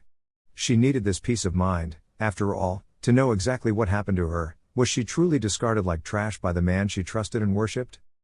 As soon as she closed the doors, the cursed seal flared to life and the pain continued. Her mind then showed the missing piece of memory. She was indeed in this house, when Orochimaru bit her and placed the cursed seal on her. After placing the cursed seal, Orochimaru and Amachi left her to her own devices and she was in deep pain, while thrashing around. She suffered immeasurable pain for Kami knows how long. When it was finished, her eyes turned catatonic as she looked at the ceiling, without much inner strength left, but she didn't die. The water in her face was due to the tears that started falling freely, not only from the pain, but because of what the man she idolized did to her. She felt betrayed, discarded, abandoned, the adult Anko snarled, believing that indeed the bastard had abandoned her. When the door then opened and they returned, Amachi turned to Orochimaru and said that she was alive. The snake couldn't even praise her will to live, not even after what he did to her. He even discarded Amachi's research and moved to leave this place and never to return. Before leaving, though, Anko with the last strength, grabbed his ankle and screamed with all her might. "Why? How could you do this? I respected you, I worshipped you. Yet you." Orochimaru, though, merely smirked and kneeled close to her face, while caressing her chin. "You're lacking many things, desire for this power, tenacity, hatred, everything." Orochimaru smirked and turned to evaluate. "However, you survived nonetheless, so you at least have some value." The kid Anko continued to snarl, but she couldn't say yes to this man, after everything. For him, the answer was given, nonetheless, and he only got up and left, with the promise of finding another more gifted child in the future. The adult Anko then took a long breath as the pain rescinded. Her memory is once more fully connected. She just turned and walked away from the house and looked up to the sun shining up above. A relieved smile appeared on her features as she made peace with her past. "So, I wasn't cast aside by the bastard, I, on my own, chose not to leave." In Konoha . Once the party of 3 arrived in Konoha, they went their separate ways. A much more relieved and pain-free looking Anko went to the Hokage's office to report on the mission's success, as well as her achievement in finding out what truly happened on that very day when Orochimaru placed the cursed seal on her. Hiruzen could only smile as he heard the report from Anko, instead of reading about it in a piece of paper. Plus, Anko always got this way when she returned from a mission with Naruto. The part when he heard that Orochimaru's research caused an entire nation to suffer the consequences, though, weighed heavily on his old bones. Naruto, for his part, had taken Isaribi to consult with Tsunade, Shizune and their apprentice Sakura at the hospital. At first, Tsunade wasn't that much enthused about assisting, but when she heard the girl's story and how Orochimaru was responsible for it, she just couldn't say no. After a blood sample and body tissue analysis, it was just a matter of isolating the cells that allowed her transformation to occur. The devised method consisted of a specific serum injection at least once a week, that would nullify the cells responsible for the transformation. The downsides, of course, being that she would lose the abilities gained by the transformation, but at least she had gained what she came for. To appear human, once more. She also wanted a fresh start, sort of speaking. She didn't want to go back where people mistreated her, despite the fact that she was cured now. So, she had applied for citizenship in Konoha. Naruto, then, introduced her to Hinata and Yakumo. The two happened to be hanging out in Kurenai's house, when Naruto got inside and introduced Isaribi to them. The timid girl from abroad related immediately to Hinata and Yakumo, who both were also a bit reserved themselves. Yakumo had even offered Isaribi a place to stay until she got settled and found a place to work. After all, Konoha had plenty of restaurants to work with, and unlike Sea Country, she would be properly paid for the fish she caught this time. Chapter 27, Life-Altering Mission. It was already nighttime as one Uzuki Yuigao appeared dressed in the standard Jonin attire, while focused on fixing up the fire for her and her partner. It was still cold tonight, but quite certainly not as cold as it was when in the location of her mission together with her protege and partner. A few months ago, she had expressed her desire to the Sandaime Hokage about stepping away from the regular Anbu forces and becoming a regular Jonin and even a Jonin sensei in the future. Both Anko and Kurenai had advised her that it would do wonders for her grief to form new bonds with students. The pain of losing Hayate was still fresh and perhaps it won't ever go away, but she could learn to overcome some of the feeling of loss or at least learn to live with it. This path was similar in a way to Kakashi-senpai and he appeared better than in their Anbu days, even if Yuigao now understood the signs of his depression hidden by his aloof attitude, after she had lost Hayate. The Hokage had approved of the change and immediately gave her a mission towards Iron Country. Since the mission entailed the protection of a young female samurai, Yuigao had chosen Naruto as her partner. Her tutoring him, these days, had truly ended and Naruto was no longer her student, but a training partner for her to practice with. He wouldn't be an expert in kenjutsu like her and Hayate anytime soon, but he had grown enough to give any sword fighter a run for his money. Plus, it was never his intention to become a sword expert, but an expert in every possible shinobi art out there. He mastered genjutsu with kurenai, ninjutsu with Asuma's and Kakashi's assistance, fuuinjutsu from the Sannin, Jiraiya's, supervision, taijutsu and shurikenjutsu from his own effort ever since he was little. Truly, at this point in age and life, Yuigao could truly wonder if there was something out there out of his grasp to learn, understand and even master. She wouldn't be surprised if he wanted to learn all ninjutsu elements like the Sandaime. Her once called protege was truly on his way to surpass most of them and at such a young age. That's why her still fragile heart clenched at remembering what happened in the mission that they had gone to see her student in such a fragile state of mind was truly painful in more ways than she realized. The life of a shinobi, indeed, comes with these perils and Naruto could never truly grow before he came to terms with these situations. However, it still pained her greatly to witness it. Looking up at the clear skies and seeing that the fire was ready for them, Yuigao walked calmly towards the place where she left her student alone to grieve. Climbing up a hill, close to their location, she saw him sitting down at the edge with his legs dangling dangerously, while he held the beautifully crafted katana he inherited from the girl they were tasked to protect, or rather convince her against doing what she was set out to do in Iron Country. As soon as Yuigao paid close attention to her eyes and ironclad will, she realized that the success or failure of this mission wouldn't be up to her or even Naruto's actions, but the client's own. Whether male or female, Samurai had that mentality and nothing would change it, no matter how much her student tried to dissuade her. Naruto-kun, the fire is ready, we have to eat something and get some rest. His sigh and dismay brought her chest pain all over again. Okay, sensei, just give me a minute. She could see his downcast eyes and merely nodded, before turning her back on him. Sure, but don't take too long, you still need to secure the perimeter and set the tents, while I make. It's already done. Yuigao turned briskly at the cold edge in his voice, but then he corrected himself. I apologize, I didn't mean to snap at you, sensei. The clones had already applied the security seals and fixed our tents. I will be there. Yuigao had understood the outburst, she had done the same to him, when the Hayate wound was still fresh as she did to all of her peers who tried consoling her, but failed. Naruto, what happened to Tsubaki-san wasn't your fault, there was nothing you could do to stop her. Her student didn't respond, but chose instead to look at the sword in his hand, once more isolating himself.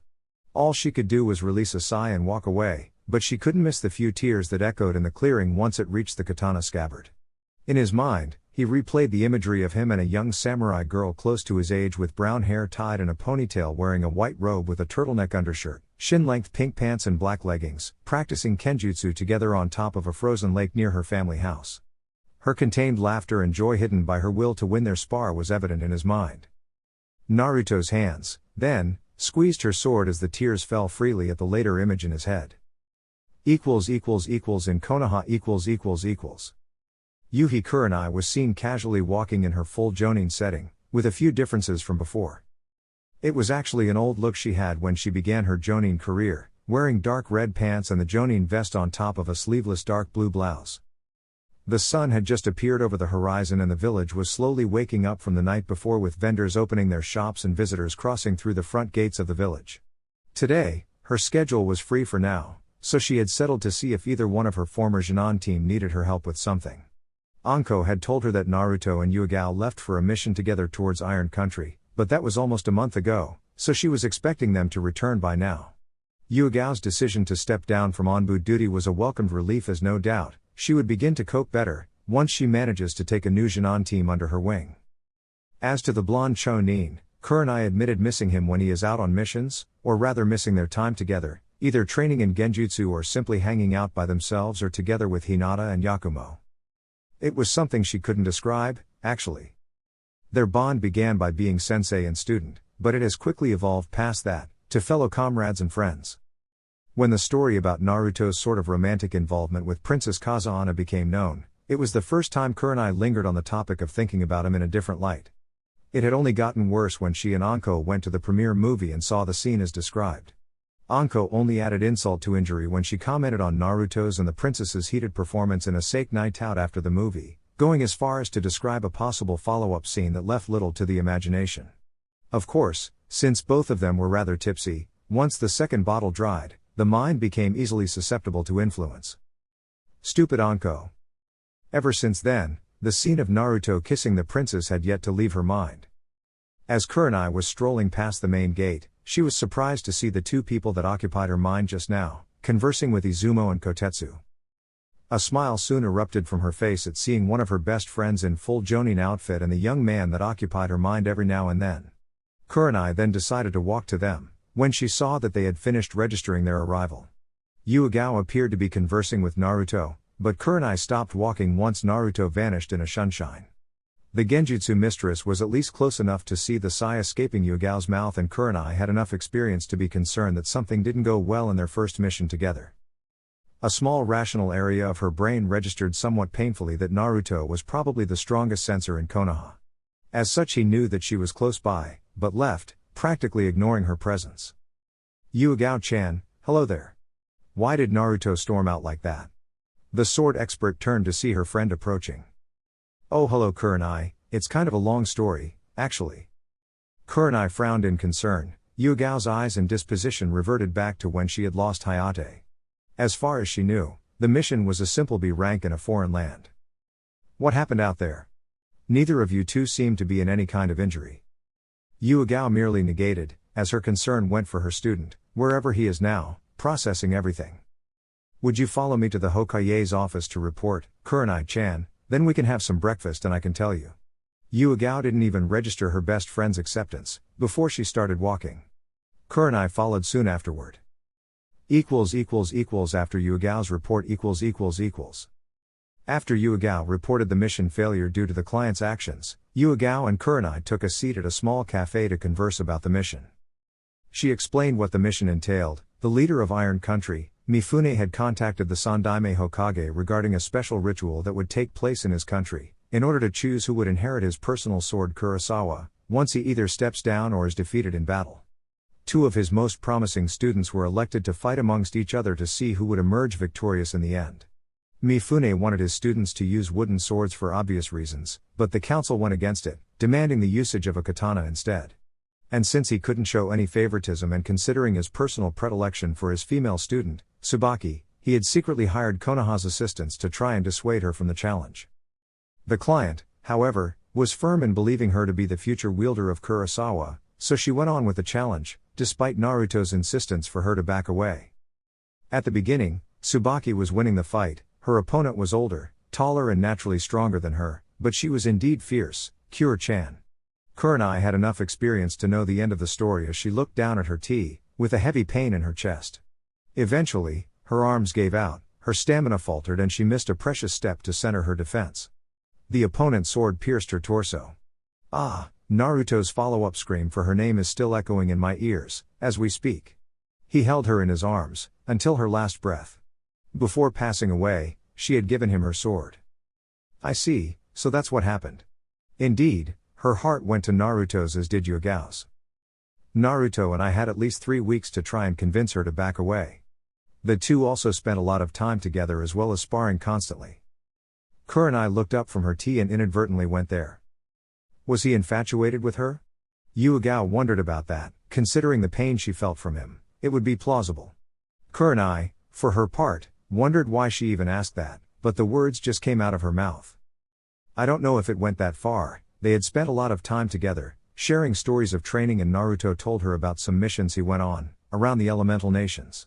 A bond was formed, but I don't think it was that kind. Yuigao then finished her tea, before continuing with the story. We left Iron Country soon after her funeral, which surprisingly enough, was only attended by us and Mifune-sama. Naruto-kun is still due to let go of the katana she gave him, before her passing.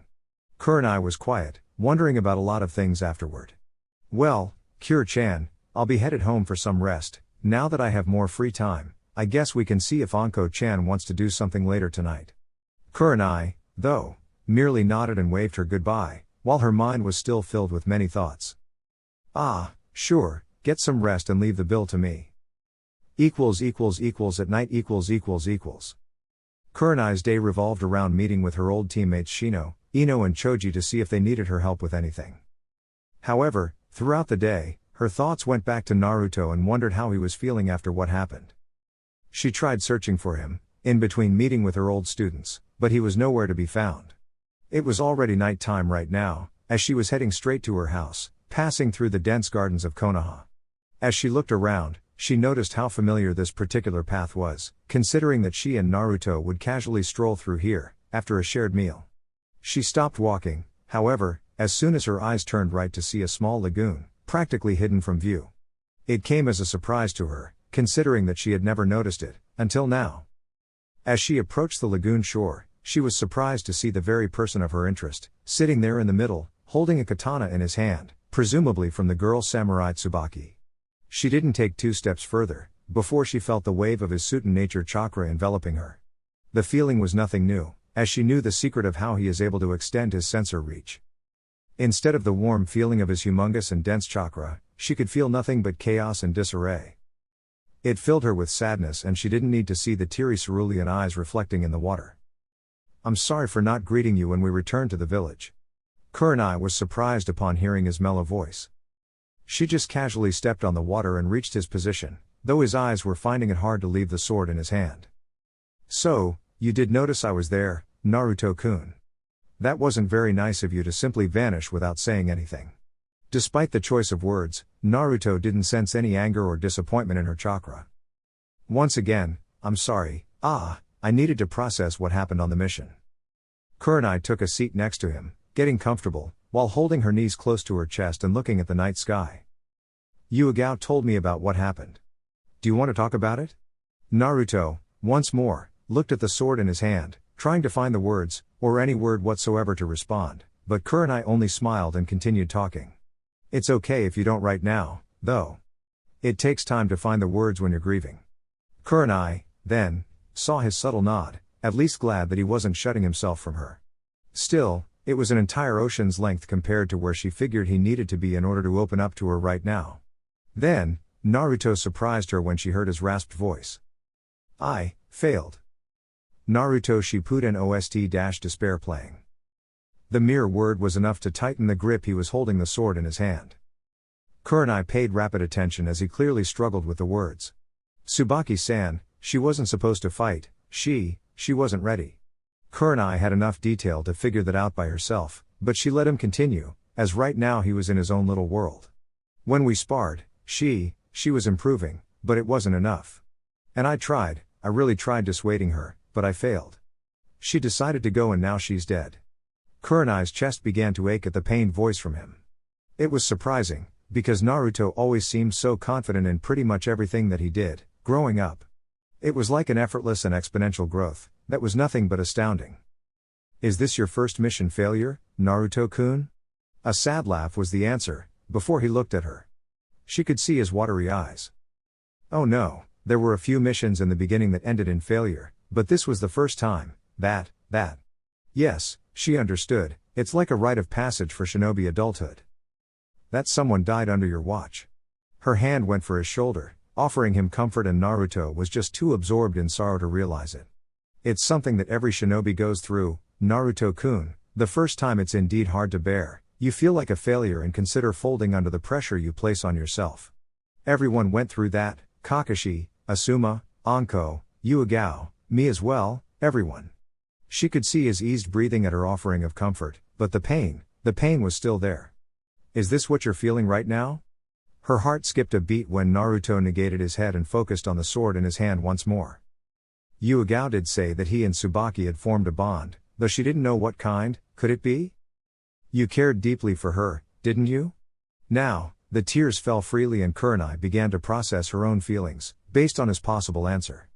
Naruto, then, looked at the deep cerulean water below them, in wonder. "I respected her." Kurenai looked at him in surprise, not expecting that answer. She wasn't ready for the challenge, but she never faltered. She knew she wasn't ready, but she was fixed on her goal to earn Mifune-sama's sword. No one thought that she was capable, not even me, but she went on ahead anyway, knowing it. She faced her fate head on. Kurenai smiled deeply as she felt pride in him for sharing this with her. Kurenai felt warmth in having this moment with him. So much so, that instead of the hand on his shoulder, she pushed forward and hugged him deeply, while feeling his tears hitting her shoulder. She didn't deserve this, Kurenai, she didn't. His sobs only made her want to hug him tighter, to be there for him. She sounds like an amazing warrior, indeed, and I can say for certain that she wouldn't want you to beat yourself up like this, Naruto-kun. She said that, after cutting off the hug and making eye contact. Naruto, then, remembered his and Tsubaki's constant spars and the time he had known such a person, filled with unwavering resolve. No, I guess she wouldn't, but it still hurts. Kurenai nods solemnly, before standing up from the lake they were in. I know, it will take a while, but these are the events that shape us, makes us better in the long run. Now, dinner is on me and I won't hear no for an answer. Get up at once, Kurenai stated with a smile, offering a hand for him to stand. Naruto saw the hand as well as Kurenai smiling at him. Wiping the tears from his eyes and placing Tsubaki's katana next to his own, strapped to his waist, he accepted the hand and stood up. Kurenai, then, wrapped her arm around his and they walked together, towards the village restaurants. Neither of them seemed to hear a giddy Anko and a groan from Yuigao at her friend's antics, observing them both from afar. You know that he knows we are here, right? Anko only showed a full-teeth smile at that. Of course, I do, so what? Anko then rubbed both hands like an evil mastermind, thrilled in her planning. Now, all we need is one last push. Yuigao blinked twice, while observing the snake Jonin. One last push for what, exactly? Anko could only look at her friend with a smile and a wink. Next day . One Mitarashi Anko then stood in front of the Hokage's office and next to Jiraiya. She had just laid out her evil plans to the village leader and stood there with her full-teeth smile. I must say, Anko, that this is unprecedented. To this day, I had never had a shinobi not only turn down an assignment, but indicate someone else instead. Jiraiya only stood there smiling, since he was of course already briefed by Anko, so he was okay with the change. Of course, like a personal enthusiast in the subject, he was already envisioning the next sequence of his famous book sequel writing itself. Anko knew that and silently hoped that her friend wouldn't be too mad about it. I understand, sir, but indeed this is for the best. Hiruzen only hummed, trying to see any angle to Anko's suggestion. What say you, Jiraiya? The Sannin turned to the leader.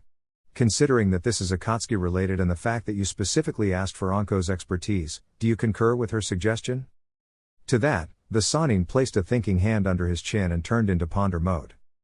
I won't be running into any of the Akatsuki members, so it shouldn't be a problem. I first requested Anko based on her skills in acting undercover, but her suggestions are sound as well. Anko smiled at him, backing her up. Of course, a snake or two would visit him in his little trips to spying on women, otherwise. Hiruzen, then, looked at the chart in his hand, particularly of Kurenai and Naruto's file. It's been some time since the two of them were on a mission together, but their track record is impressive. I see. So I shall call them here to explain it, then. Naruto's last mission ended in failure and Yuigao had expressed concerns about how he was coping with it. His mind is in need of a new assignment to move on. Hiruzen looked sideways and a shadow vanished to call both for their new mission. Well, I shall get going, then, Hokage-sama. Anko did turn and was about to leave. Not so fast, Anko. The snake Jonin turned to see the aged leader throwing a scroll for her to get. Since you have backed off from this assignment, I have another one for you to perform. The details are in that scroll. I was hoping to relax for a while. The complaint wasn't made to be more than a mumble, but the aged leader heard it and frowned. Another objection, Anko? She scratched her hand in embarrassment. Nothing, sir, I will get right on it, then. See ya. She quickly left via Sunshine and Jiraiya only chuckled at her antics. With Naruto . Both Naruto and Kurenai arrived at the Hokage's office no more than 5 minutes after the Anbu called for them. Jiraiya was no longer at the office, so Hiruzen was the one to brief them on their joint mission. Since everyone is here, I will get started with your next assignment. Kurenai looked sideways at her partner, who was facing the Hokage intently. Yesterday, dinner went uneventfully as they had talked more about Naruto's time in Iron Country. He had even said that both him and Yuigao had some tutorship from the leader Mifune himself. They had talked a lot and Naruto appeared more himself, near the end. The two parted ways after Kurenai paid the check. Kurenai was indeed surprised that the Hokage called him for another mission so soon and her as well. Jiraiya should have been here to explain it, but he had some places to be first. Now, in about 3 days' time, Jiraiya shall meet with one of his spies in a bar located between Fire and Rain Country. For some time now, this spy has not been as cooperative, so this meeting shall be the last one, before more drastic measures are in order to make him talk. Naruto and Kurenai looked at one another in wonder, before Kurenai voiced their shared doubt. That's all good and all, but they are still due to hear their part in this. Ah, sir, what is our role in this mission? I would consider Jiraiya-sama capable of running this by himself. Hiruzen hummed in acknowledgement. Indeed he would be, but there are some nuances to be considered. Jiraiya's spy network is above all made of former shinobi spread throughout the elemental nations. He worked hard to get the members' trust. If he openly moves to capture one, then word shall spread quickly and he loses his network. Kurenai and Naruto nodded. So, we shall be the ones to capture the spy, then? Hiruzen nodded at Naruto's question. You two have this time until the meeting to reach the location and act undercover as a couple. To that, Naruto's eyes widened instantly, betraying his lack of experience. Kurenai betrayed very little in that regard, but Hiruzen noticed a slight tinge of redness in her cheeks. A couple, sir? Kurenai's hinted question made Hiruzen chuckle internally, but now wasn't the time to focus on that. Kurenai's head, for that matter, was filled with 1,000 thoughts at the same time. One of them, though, was wondering who gave the Hokage such an idea. Naruto, for his part, remembered the dream he had and was focusing intently on not showing anything. Still, this wasn't the first mission he had to act undercover and he knew that he would have to play the part, very convincingly. From the looks of it, this was close to an A-ranked mission. Depending on Jiraiya's signal, you two shall move to capture the spy as soon as he leaves. But only after the signal, not before. If Jiraiya hears the intel he's hoping to get, then the mission is over. Naruto and Kurenai nodded, before Kurenai picked up the scroll of their mission's location. Both left in a sunshine so fast, neither of them heard Hiruzen's chuckled amusement. With Naruto and Kurenai . Once outside and at the top of the Hokage Tower, Naruto saw Kurenai's back as she looked over the rails towards the village. Ah, Kurenai. Naruto opened his mouth, but couldn't complete it, unsure of what to even speak in this regard. Naruto. The lack of a suffix showed that she was still processing just like he was. At least, he hoped that was the matter. She turned to see him, but she was having trouble looking at his eyes. I trust that you have been in these types of missions before, so you know what's to be happen between us. Naruto blinked a couple of times, before nodding in acknowledgement. Kurenai at least smiled, knowing he was taking this seriously. Considering the level of this assignment, we are to play the part as convincingly as possible. That being said, Kurenai took some time, collecting her thoughts and her breath. We are to treat each other as a couple in a bar. I understand you know what that shall entail. The experienced Chonin merely nodded, looking down for a couple of seconds, before cerulean eyes met up with ruby ones. I understand, Kurenai. But, I don't know just how convincing I should be. I mean, I don't want to make it seem like I'm, taking advantage. She said nothing to that and simply approached him, before placing a comforting hand on his right cheek. The Jonin was smiling at him and Naruto had truly felt something stir in his chest at the vision. It's astounding how much you have grown, Naruto-kun. I was having doubts about this mission, but now I truly wonder if there is a better partner in Konoha for this mission. Naruto blushed at the compliment and Kurenai smiled. I trust you, but for mission's sake, I shall choose a code word to say if I feel that I'm not comfortable with what you're doing. The word is illusion. You shall get to use it, as well, in case you're not comfortable. He nodded, before Kurenai opened the scroll of the place's location. The rendezvous point is close to 3 days in shinobi speed. We need to see an inn nearby to change into regular husband and wife clothes to then reach the place. Naruto was also looking at the map, indicating an inn located at the same town the bar was at.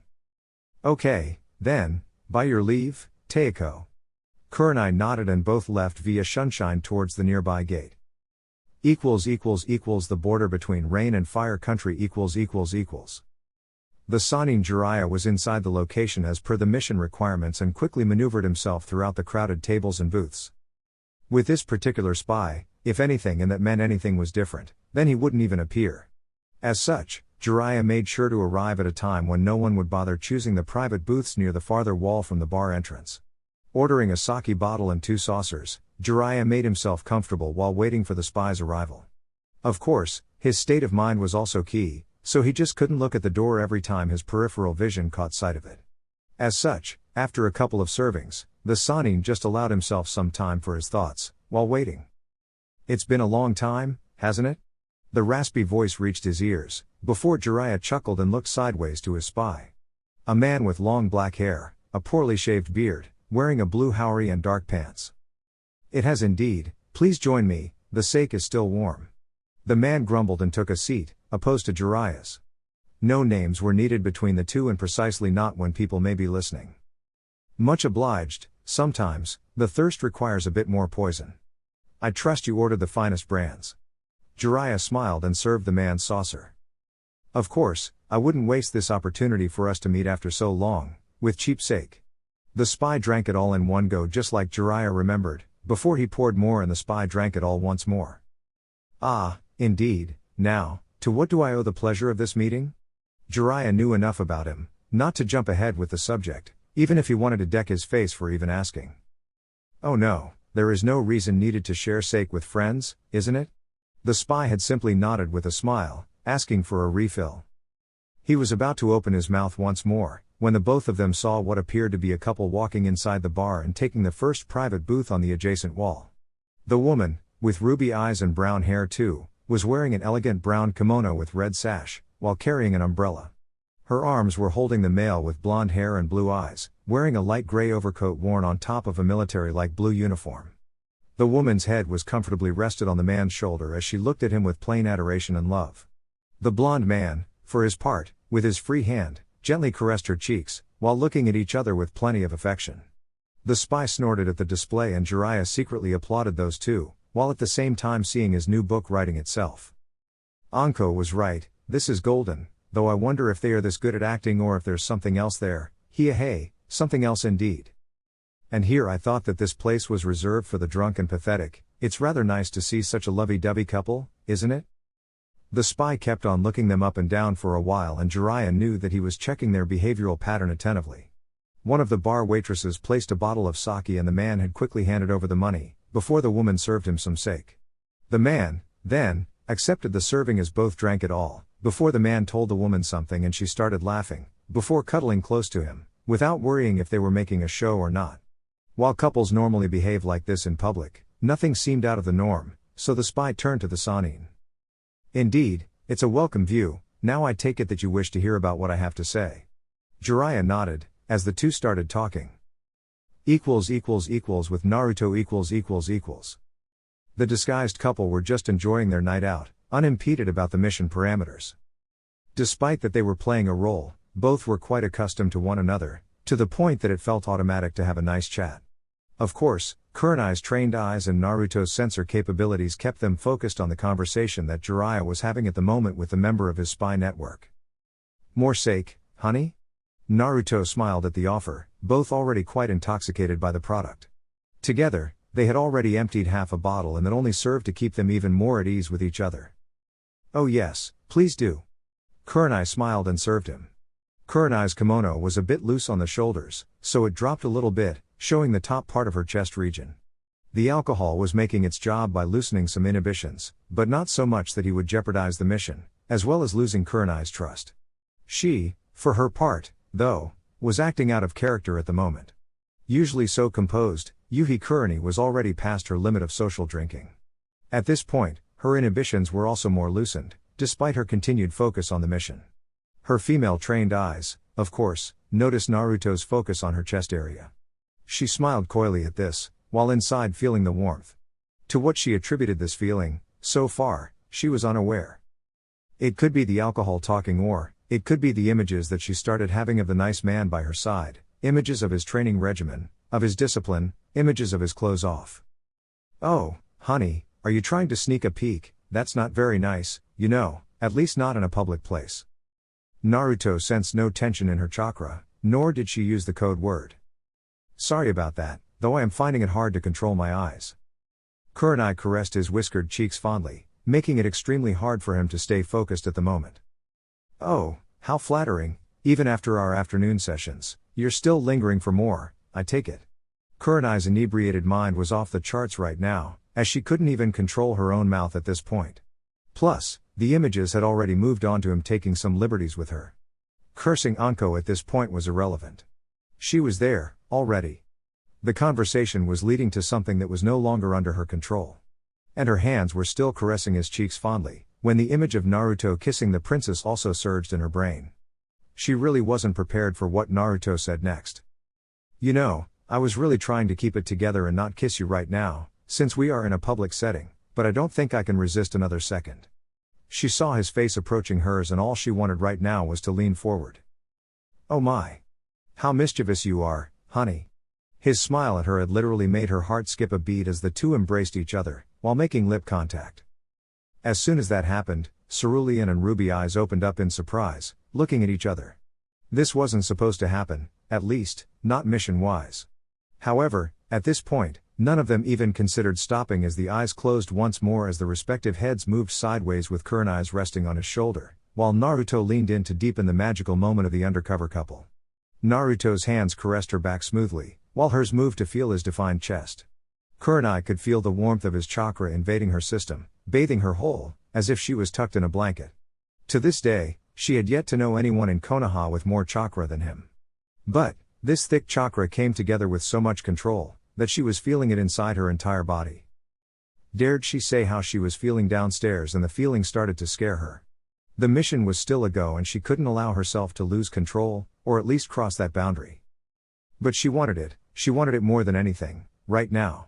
For sure, their relationship had shifted and it could never go back to where they were before. When they went back to the safe confines of the village, oh, the images. Naruto, for his part, felt so out of this world, that for a moment, he had simply forgotten that he was still on a mission. The dream he had of them kissing was nice, but this was simply indescribable. And he found himself wanting more. The couple didn't know for how long they were at it, just that neither even thought of remembering the code word right now. Jiraiya was watching his spy leaving the bar and passing by the heated couple making out. He, for his part, chuckled at the scene and got up as well to pass by the couple.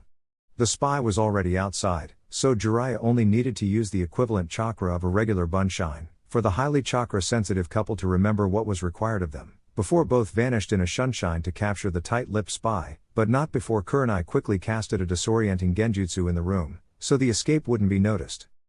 The perverted Sannin just casually observed it all, before going to the cashier and paying for his tab. At this time, Naruto and Kurenai had already captured the spy and were waiting for him at the second rendezvous point. The spy was about to talk about the recent moves of the Akatsuki's operatives, when something stopped him and he just said he needed to go. Jiraiya decided not to push any further, since that obviously meant that the spy was compromised, somehow. However, he had already worked through the info needed, those bastards were on the move once more. It's now only a matter of time until they start to hunt for the Jinchuriki. It's time to push Naruto's training into at least giving him an edge against them. Despite the grave situation, however, Jiraiya couldn't help but wonder about the kid's unlimited shinobi potential.